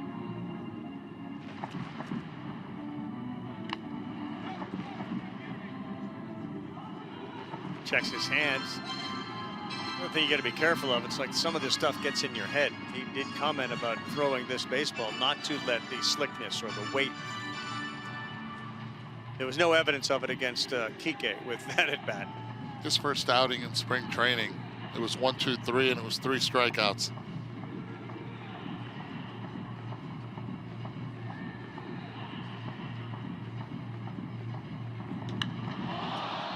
Left center, back goes Profar. He'll stop there. He will reach up and make the catch. Pig's liver? Carl, where were you? Yeah. And the blood sausage one, that was an interesting one as well. DK and Tiffany, they were fantastic. Ryan Brazier now, is that an acquired taste, those things? Like 100%. They like them. 100%. Dan, you like that stuff? I eat them all the time. Really? Yes. Yeah. Did you enjoy it the first time you tried it? I don't remember. I kind of grew up with them, so. Yeah. I'm getting hungry right now, by the way. Daniel's got a tapeworm. He can eat. Daniel, thank you. Daniel took us out last night, which was phenomenal for some legit Korean barbecue. Thank you, Daniel, for that. I'm still full from last night. We all are. 1 and 2 here, and Cronenworth gone. Ryan Brazier picks up strikeout number 1.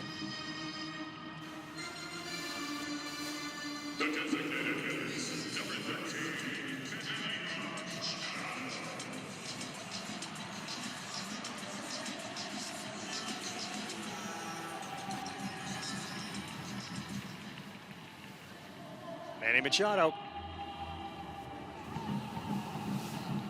Off-season surgery on the elbow for Manny, and he was ramping up, and it looked like he was ready to play both the field and hit. And then kind of a small setback in which they dialed back on his throwing.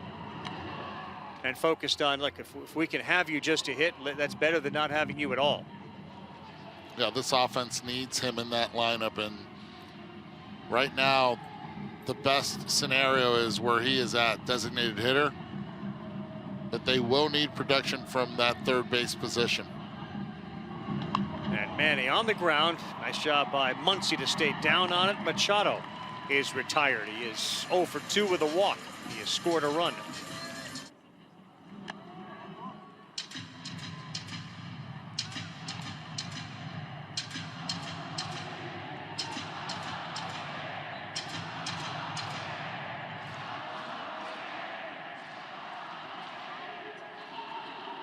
The 1-0. Now 1 ball and 1 strike. Both these teams played a couple of exhibition games against some KBO teams and a all-star team from Korea. Ah-Sung Kim had himself a very, very good game against him as he swings and misses there.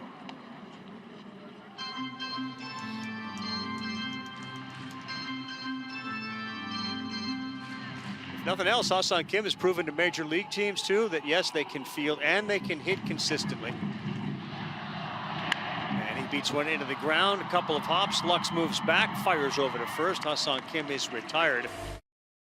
In a year in which they were pairing payroll, Wandy Peralta got 4 years, $16 million, and the lefty, proven certainly out of the bullpen, comes on in.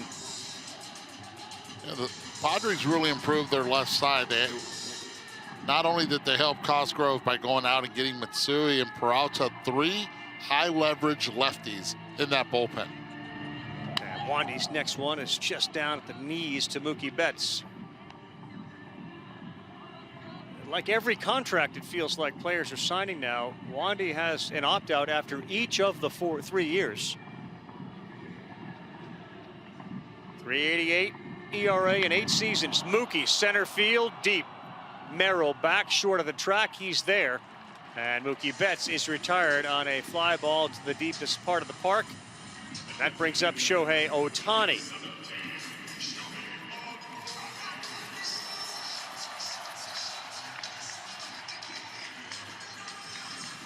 Wandy was terrific in New York with the Yankees, a 2.82 ERA in 3 years. And this is a huge spot as he gets Betts, and here's Shohei.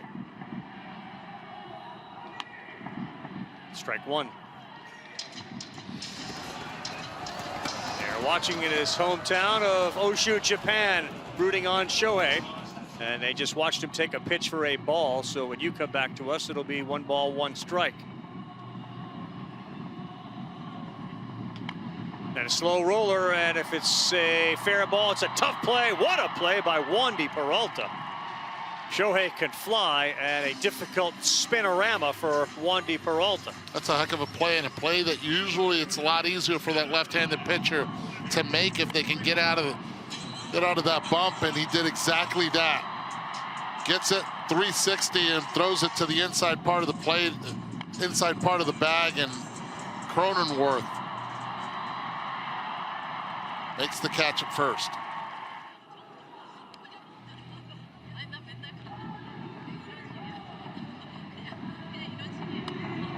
Shohei's wife there, who was a basketball player, gonna be a lot of anxious moments if that was causing some consternation. Wait till she witnesses Dodger Stadium at its best. Wandy to Freddie Freeman inside, 2-0. So you ate pig's liver. I'm going back to like who came up with the idea to think way, way, way back when, like let's try that. Carl, the curious thing is I love beef liver and calf liver, but never had pig's liver, and it actually was it's potent, very strong, grainy, dry. Like sand? Yes. Grainy like sand. Grainy like sand. Do you put any topping on it? Not here. There was no ketchup, Carl. Yeah. No ketchup. Tell you what, some onions would have been nice though. Sauteed onions with it. another pitch clock violation. The Padres pitchers caught again. This time it's Wandy, so Freddie will take his base. Now Wandy's got to deal with the right-hander. That's Will Smith.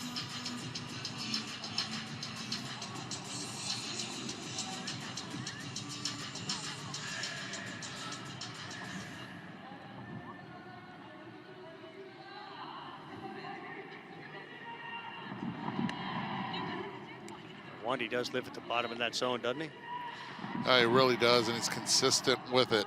That's what made him so good and reliable for Aaron Boone and the New York Yankees. Good idea to keep an eye on Freeman.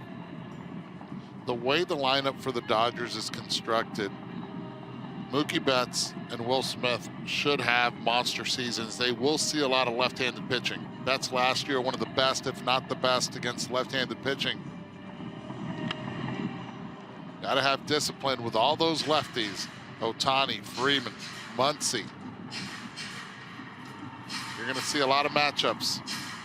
It's a really good staff, isn't it? From top to bottom with your starters and your bullpen in San Diego. It really is. And I think what they went out there and they purposely went out and got the best high leverage lefties. And they had to look outside the country and then went out and got Matsui.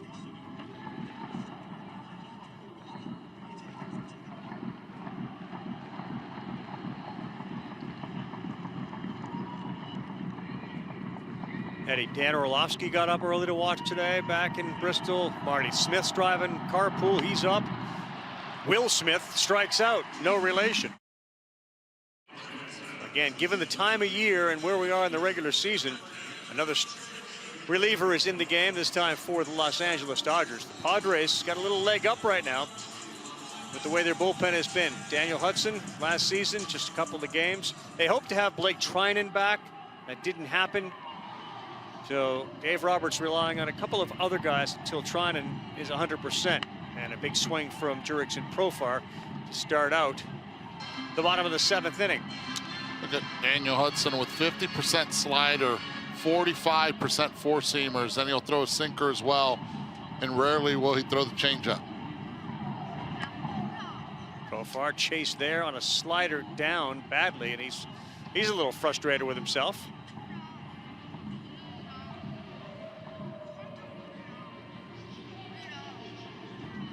Mike Petriello, who helps us with our research, said the pitch of the year, Eddie, is likely to be the splitter. More people will be using the splitter this year.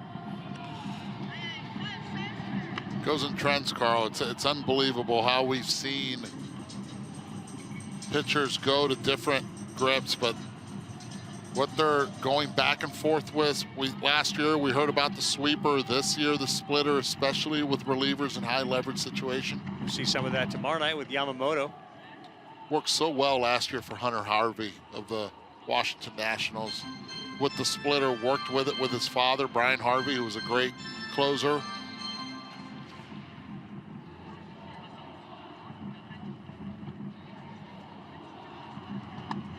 Way inside, off the glove of Will Smith, and it goes to the backstop.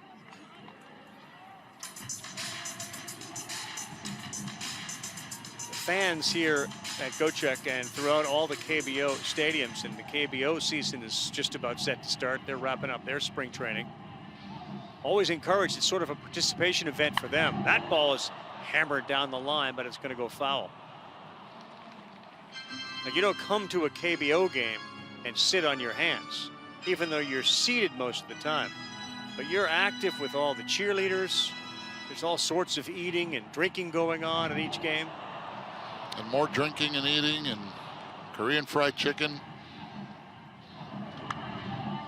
And during the KBO season, you're allowed to bring in food from the outside. And that's one thing that I was looking forward to seeing the fans, if they were going to bring in food. So I actually went outside for a little bit. Check it out. And they were actually respectful, and they were told not to, as the concessions have a lot of everything here. Chicken on a stick right there as Profar swings and misses, and Hudson picks up another strikeout for the Dodger staff. Bats with one down in the 7th inning of a 2-1 Padre lead. And that's a strike. The Dodgers have kind of had their way with San Diego since the start of 22. They are 23-9 against them. Problem for the Padres last year, a lot of people will attribute it to some bad luck. These one-run games, these extra inning games, they really struggled as Campusano flies out to right.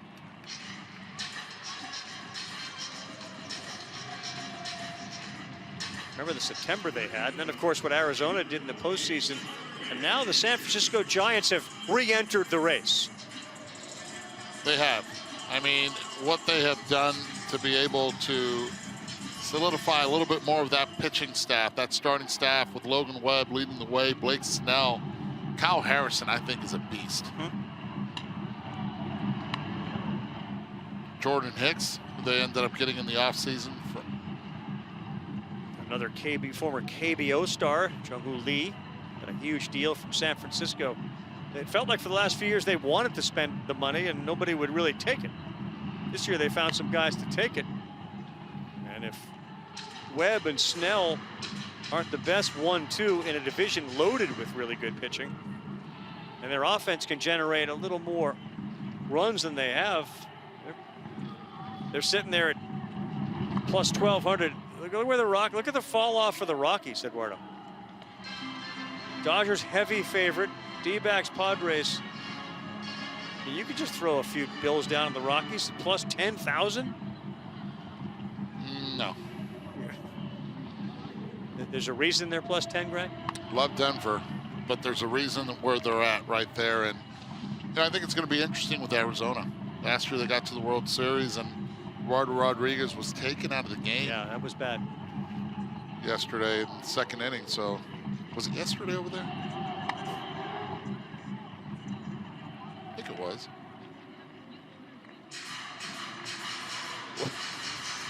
Okay, so I think this is really interesting. You see Brito right now warming up in the Padres pen. The bullpen is 2 flights down from where the stadium is.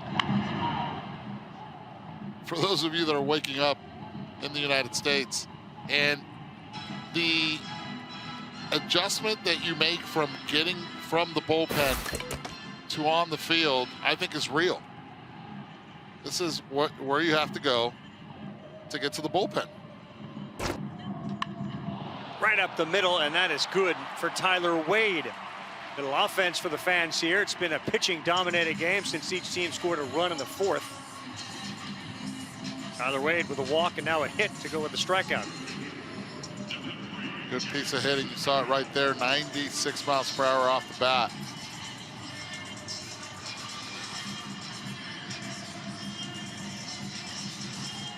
Got to be careful with Jackson Merrill, showing quick hands and through the zone with a big spring training as well. Dangerous hitter now is Merrill. First pitch in the dirt. Smith smothered, and whether he had it in his glove or not, he popped up like he did, and that may have prevented Wade from taking off. Jackson Merrill, just a 20-year-old kid, 2021 first-round pick. He and Mike Schilt got to know each other the last couple of years. I mean, when he was an 18-year-old. Here he is starting in center field on opening day. He goes, and Merrill on the ground to second, and an easy one for Gavin Luck. Ha-Sung, you're back at Gocheok Skydome, but not as a Kium Heroes, but you're a member of the San Diego Padres player. What's it feel like to be back as a major leaguer? 이제 파드레스 유니폼을 입고 고척돔에서 이렇게 경기를 한다는 게 너무 감사하게 생각하고 잘해야 될 것 같습니다. You're going to start the season as a starting shortstop, placed second mostly last year. Are you ready for the challenge? And what's the position that you most feel comfortable playing in?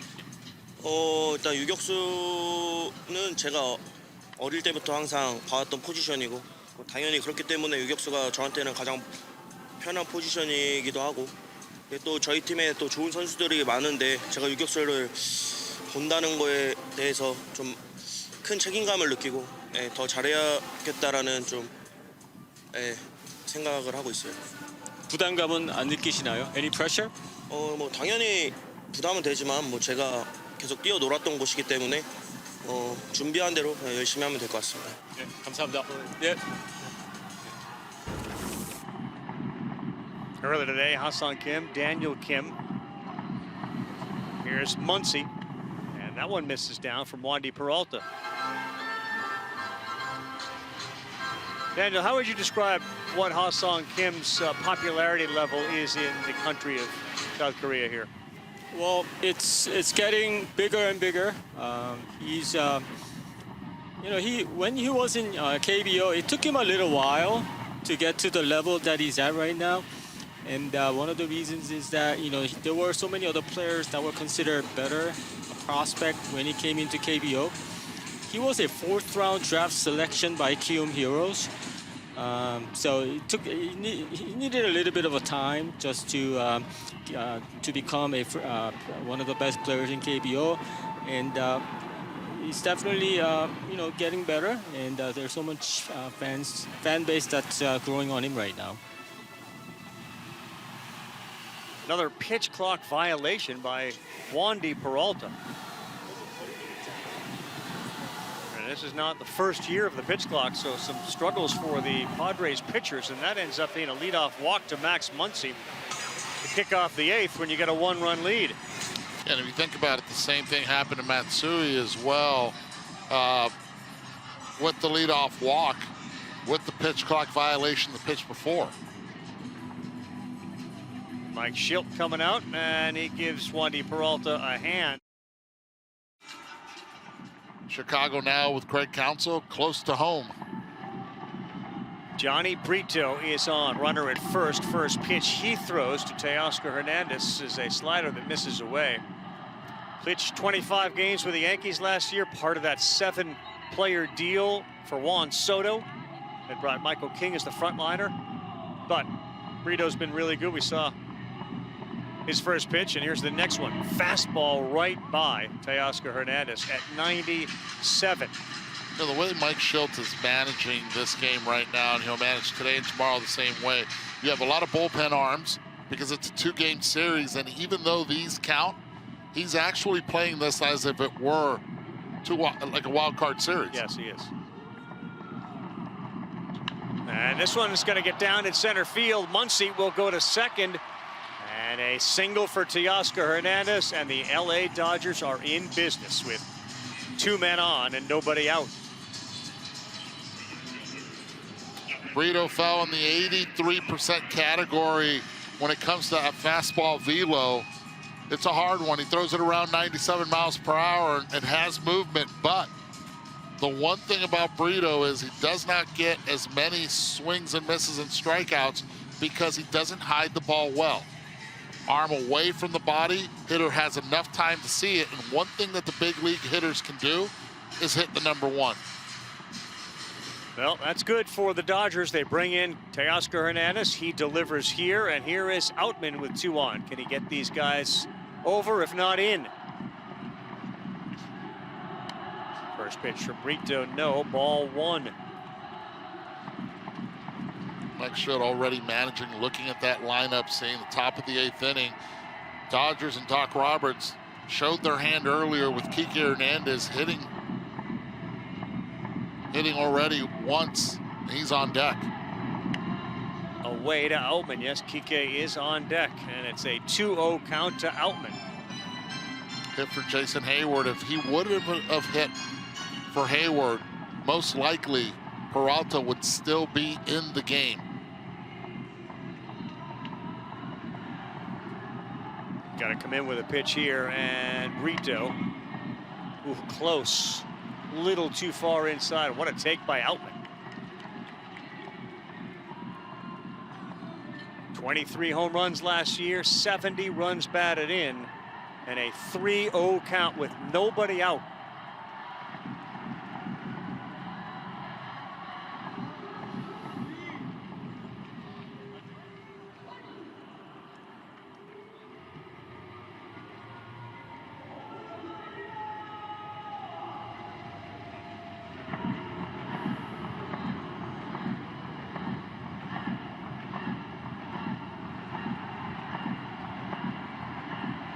Brito taking his time.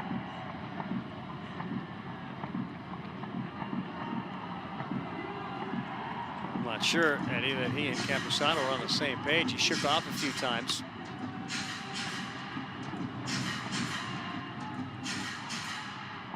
One-run games killed the Padres last year. Here we are in a 2-1 game that they are leading, the 3-0. Missed badly, bases are loaded, there's nobody out, and the Padres are in a bit of hot water. Yeah, he missed badly right there with Altman, and now he's got to face Kike Hernandez, who already struck out in the game, but only had 15 at-bats during spring training. That's the least amount of at-bats that he's had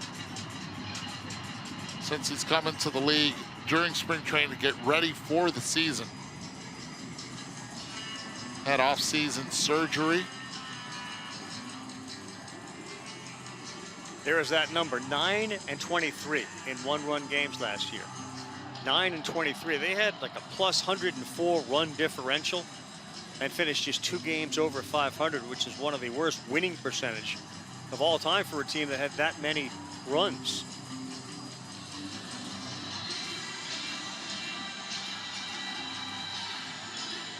Kike Hernandez has played a lot of years with the Dodgers, 7.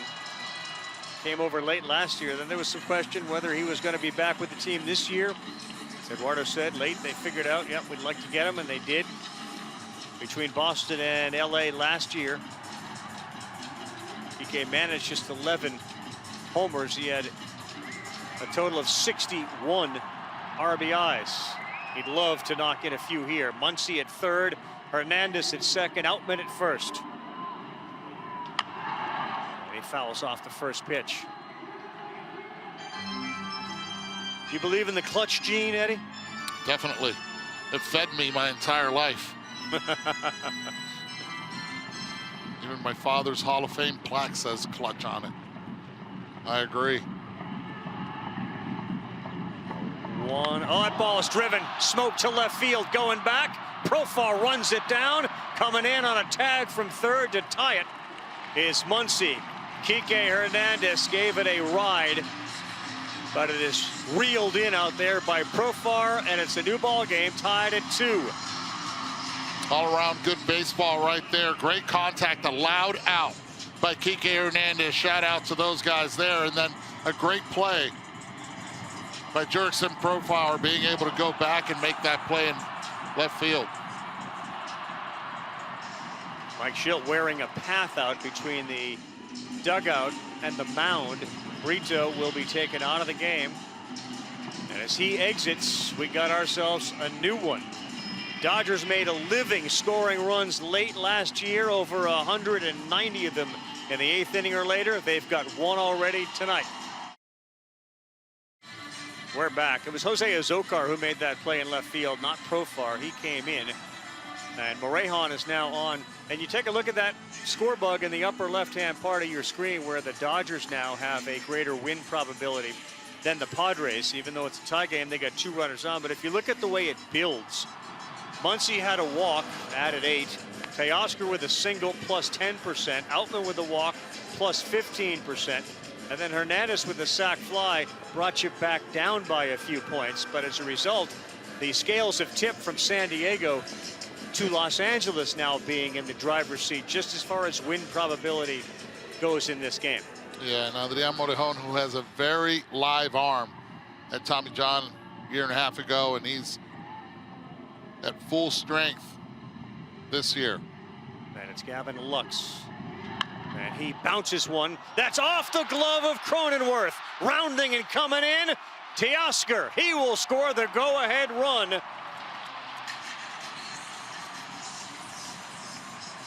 How about Cronenworth right now trying to ask for time, and it looks like... Will it break the glove? Yeah, it looks like some of the strings broke on the glove, and that's just tough luck for the San Diego Padres. Ball was not hit hard. 88.9 miles per hour right there off the top spin. And that went right through the webbing. Right through the webbing. Oh my goodness, I've never seen that like that. right through the webbing. I mean, is that an error on the equipment manager? Wow. It just sort of blew it open. And as a result of that, Eduardo, the Dodgers now are on top 3-2.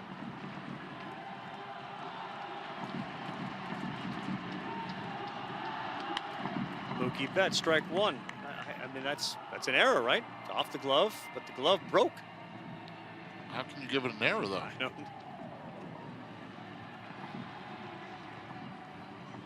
Dry leather. And Mookie just foul.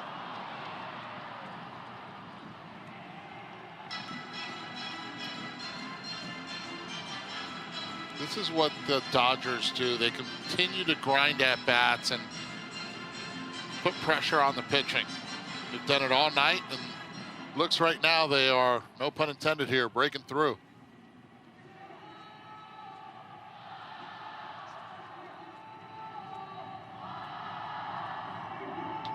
Betts, that one is into left field. Outman flying around. Here's the throw from Mazokar, not in time. RBI Mookie Betts. And the Los Angeles Dodgers have roared from behind here in the 8th. Fundamental baseball, a little luck, and Mookie Betts capitalizing against left-handed pitching. Nobody better than Mookie against left-handed pitching, and when you're surrounded by so many hitters from the left side, tend to have the advantage, and that's exactly what happened right there. Continue to keep that line moving and get the big boys up. And he is one of the big boys, so Mookie delivers his second hit of the night. He has reached base 3 times, and here is Shohei Ohtani.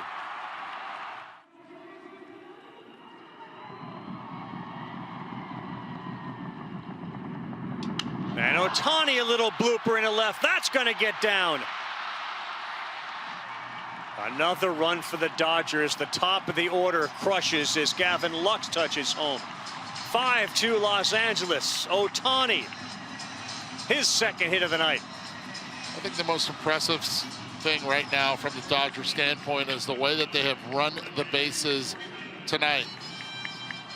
Right there, Gavin Lux, knowing exactly where the outfield was. Upon contact, did not hesitate, and Shohei Ohtani gets the drive in his first run as a Dodger. He knew exactly where they were as soon as contact's made. He is scoring, no chance at all for Zokar to even make a throw or an attempt at home. It has all gone sideways. 4 runs. There has been some bad luck. There's been some bad pitching as well, but Ohtani and Betts each deliver RBI singles in the 8th. And the close games that haunted the Padres last year haunt them again tonight. They came in with a 2-1 advantage, the win probability in their corner, and now it is a 95% win probability for the Dodgers. You gotta have luck on your corner. That glove, that's going to make a lot of highlight reels. Have you seen that before? Where it goes right through it and it just clearly they... Not in a situation like that, and I know it was Lux getting down the line, but still you were going to get the force out at second with an attempt of getting the double play and getting yourself out of the inning. He didn't blow a tire, he blew the glove wide open.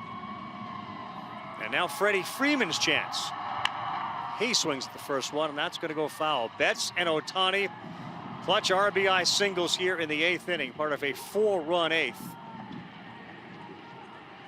Got to keep an eye on Betts. Even with you're in scoring possession, you can continue to add pressure, good speed on the bases. Morejon is that slow to the plate, better change his looks at second.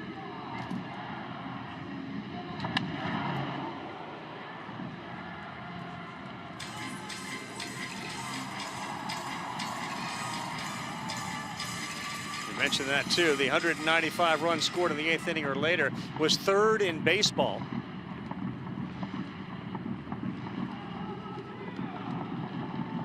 And It's only a matter of time, it feels like, in every game where they're able to break through. This is just the first of many with this threesome at the top of the order.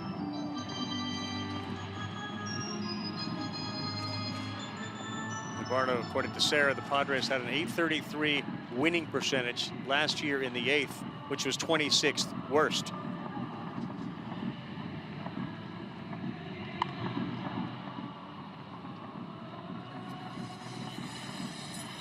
It's just a relentless lineup, and anytime you give them outs, so far they've been able to capitalize both times on the errors. First time was on the Wade error throw. 1 run scored because of it. And now, to no fault of his own, the glove makes the other. Great speed, too. They put a lot of pressure on you with these guys at the plate as Freddie rolls that foul. Those 195 runs scored in the 8th or later, third most. The Cubs and the Blue Jays were higher. They had 196, so just 1 run. And poor Cronenworth gets charged with an error on a glove that exploded as the ball went right through the webbing.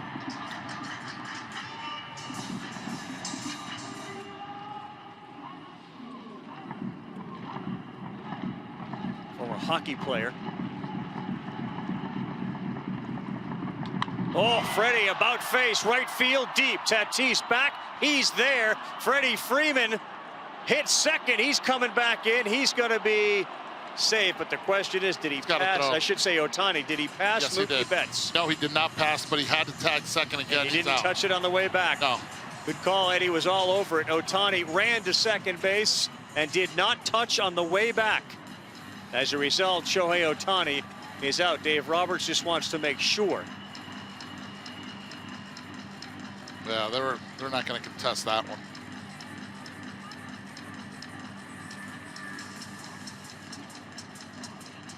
Well, maybe they are. Shohei Ohtani did not tag the base on the way back. They're going to contest. They are not going to challenge it. We're back. Freeman hit a shot to right field, and watch Ohtani. He will get to second, so will Mookie Betts, and as he goes over it, he never touched the bag on the way back. And almost like Betts deferred to him, like you got to just touch. He gave him some time to do it. Yeah, good job by Ha-Seong Kim. He picked it up immediately.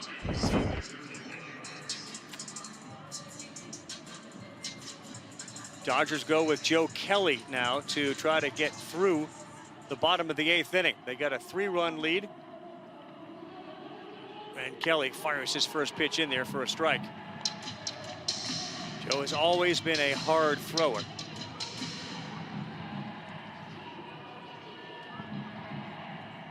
And 98 showed you. He has the ability to do that too. Missed by a bit. 97 in the backstop.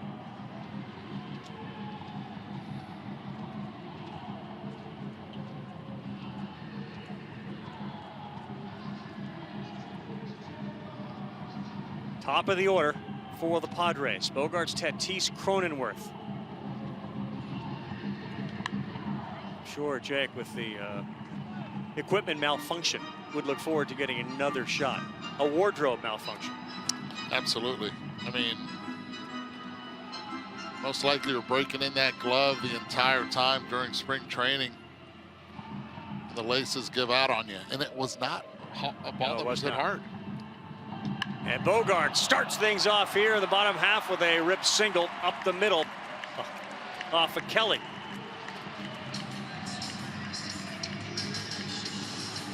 Right off the bat, you see it on the top of the screen, 100 miles per hour. Top of the lineup has to get active right now.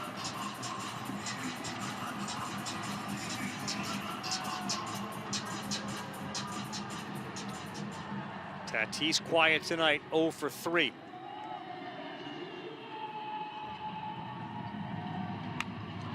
Big swing at that hard 96-mile-an-hour sinker from Kelly. Now it's on the Dodgers. Are they going to be able to hang on with their bullpen?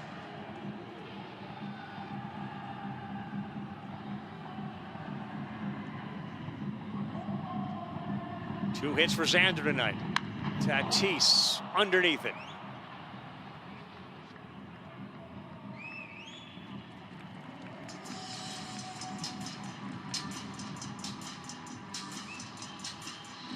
One down and the fly out to right.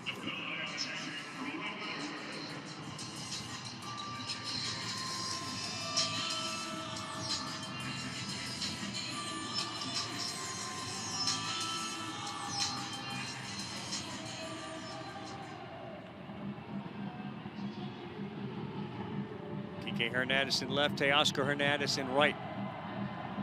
And Cronenworth sends this one to center field. Back goes Outman, and he will stop on the track and fire it back in. A little frustrating 15 minutes for Jake Cronenworth. Hit that one pretty well, but the ball goes through his glove. The glove breaks, and then he hits a shot to the deepest part of the park that gets caught. It's interesting, during batting practice, even Doc Roberts told us, he's like, this ballpark plays big. Seen it during the 2 games that they played, exhibition games they played here, and so far tonight, that has been the story here.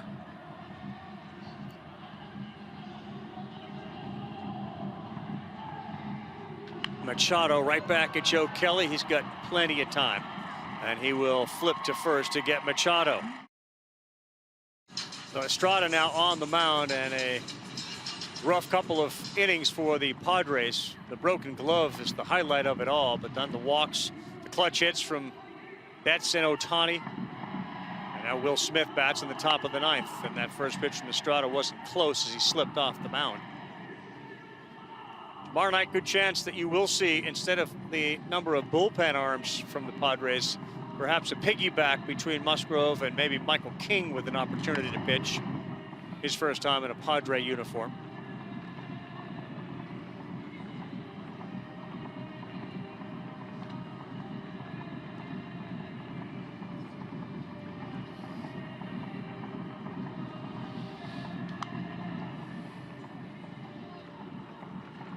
About what time of the season, how many games, weeks, months, until the hitters feel comfortable, would you say?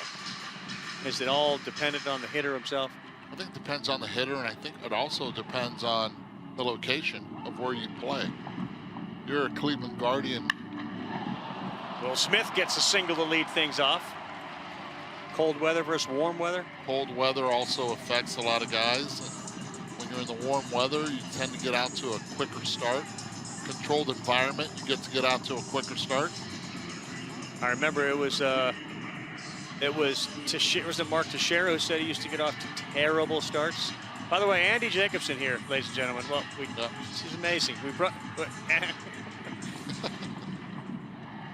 our Sunday night producer in the booth doing his best Ed Svita, Ivan Sokowski imitation. So far struggling with the headsets a little bit. He got red tape on the headset. It's literally like it's a Band-Aid on the headset. Padres broadcast crew.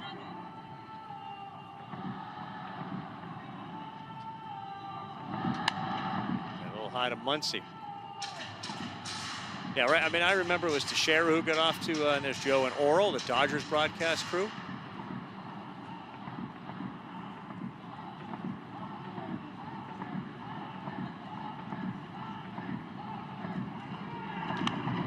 Muncy.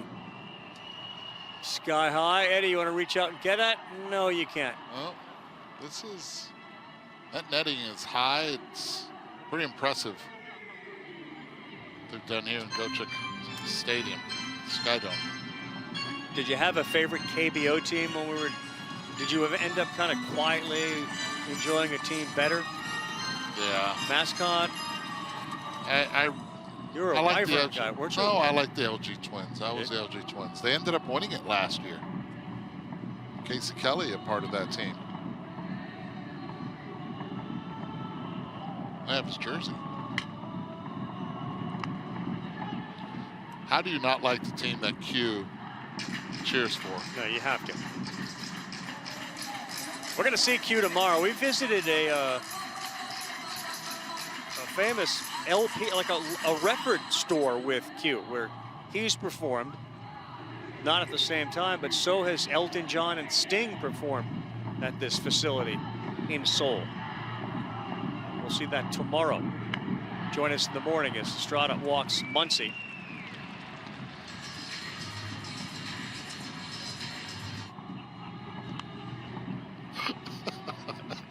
That's our buddy Q, the famous LG twin fan who is a phenomenal musician, and his wife equally phenomenal as a singer. That became a famous song with all the throws over to first base. Q jumped in and it's like he was tired of that, so his point was forget about the runner at first and just keep the ball down. Let's move on to something else. Forget about the runner and keep the ball down. Keep the ball down. So many great contributors to the KBO coverage, and incredibly nice to catch up with them here in Korea. The Oscar fouls one off.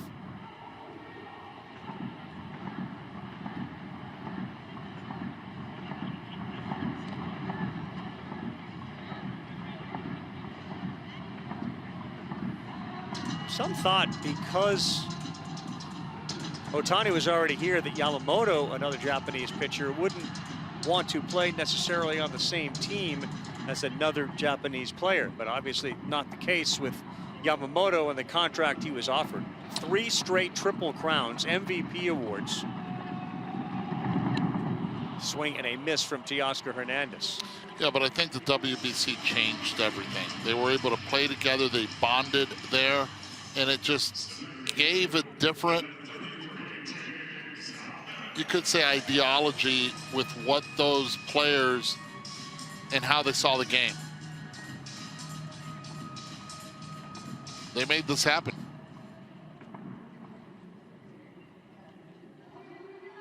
It'd be hard to turn down playing with Ohtani and $325 million. Here's Outman, and that's going to be foul.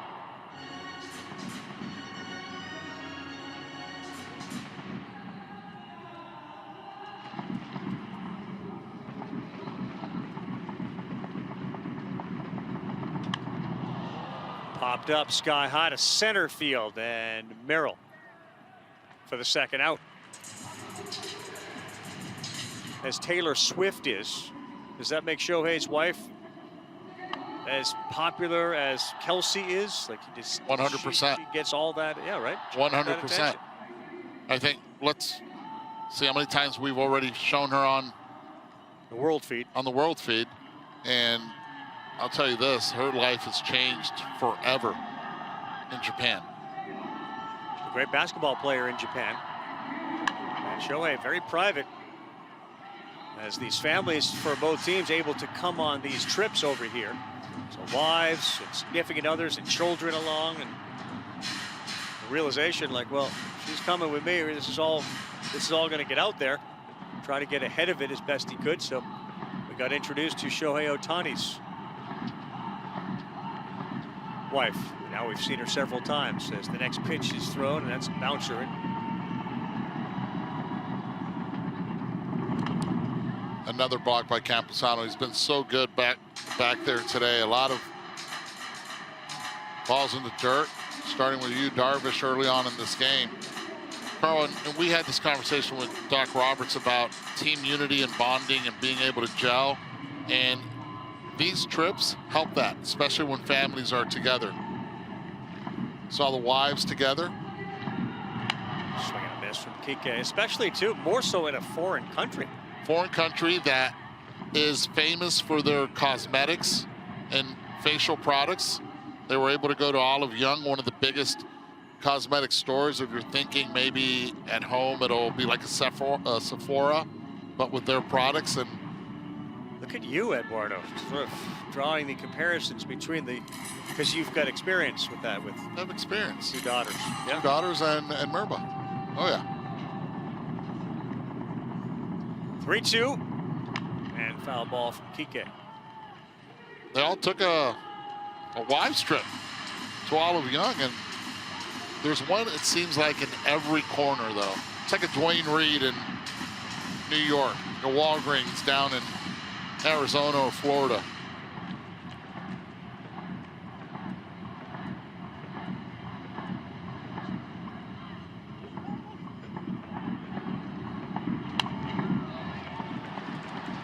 Ball 4 to Kike Hernandez. Miko Tanaka is Shohei Ohtani's wife's name. She's 5'11" tall. former basketball player.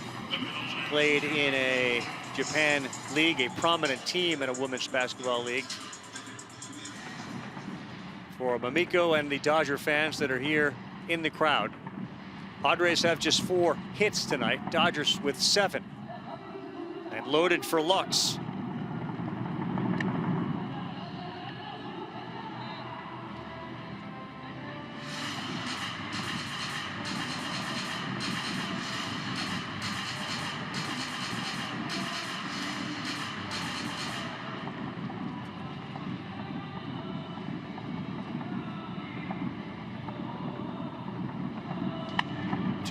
All right, so how difficult has it been, in your opinion, for Gavin Lux? Hurt last year, supposed to be the starting shortstop this year, really struggles in the field making the throws. Late in spring, we decide you're going to be the second baseman. How does that sit with Gavin Lux? This is the thing, Carl. It wasn't only the throws, it was the footwork at short. And they made that executive decision to move him, but they know that the bat is still there. And if you're Gavin Lux, you have to be grateful that it's not that they're sending you out, because usually that's what happens to young players. You're not ready, or they send you back to the IL. They put him at second base because they feel that this is their best opportunity to get the best out of him. Well, Lux hits this one on a line, and good read there by Merrill, the young kid, the 20-year-old is doing right now. And Phillips on the mound for Los Angeles, trying to close this thing out. And Evan Phillips, everything is in the red, and that's a good thing if you're seeing his stuff. Good sweeper, cutter, four-seamer, and sinker. And another one right down Broadway with some movement on it at 96 miles an hour. He's the sure thing right now in that Dodger bullpen.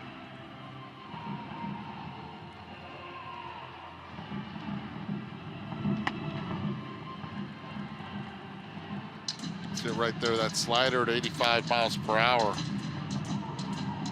And that pitch and the cutter, keeping everything middle away from the righties. Ha-Song sends this one to right. Should be an easy one, and it is for Teoscar Hernandez. Fairly quiet night for Ha-Song Kim, the first out here in the 9th inning. 0 for 3 with a walk. Defense, but he's left Gavin Lux in the game. Lux at second, Mookie stands at short. Certainly nothing they've done today to cause any reason for alarm. Betts has made every play. They turned a double play. Evan Phillips again pours one in over the outside corner. Last year allowed runs in consecutive outings only twice, and more than 1 earned run in just 4 of the 62 appearances he made. He was phenomenal. Claimed off waivers, by the way, from the Rays in August of 2021.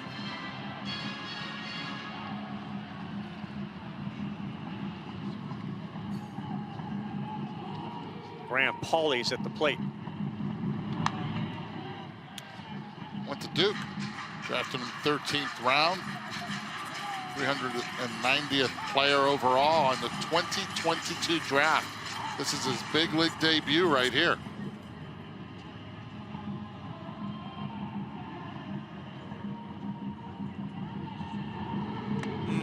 Filthy pitch from Phillips. He's gone a wicked, wicked slider underneath the hands of the left-hander, and there's now 2 down in the 9th. Smith and Muncy, It's a little protection. I can live with this.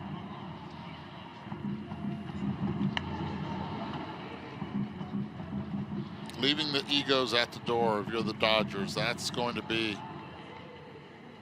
a big-time challenge for Doc Roberts, and I think he will succeed at it. Figuring out a way to keep the egos in check. You have to. Well, where are the egos? I mean, Mookie and Freddie are pretty level. They are level, everyone, and that's why I think you have to have high character and high value guys. And it all starts with Mookie. It starts with Freddie, and that man right there is blessed to have those two in the same team. And this one could do it. Fielded at second. Lux, pretty play. The infield was great at the big hits and rally late. And the Dodgers win game 1 of this 2024 season. The final score was Los Angeles 5, San Diego 2. Carl, the Dodgers and their MO. Get those runs in late. That's exactly what they did.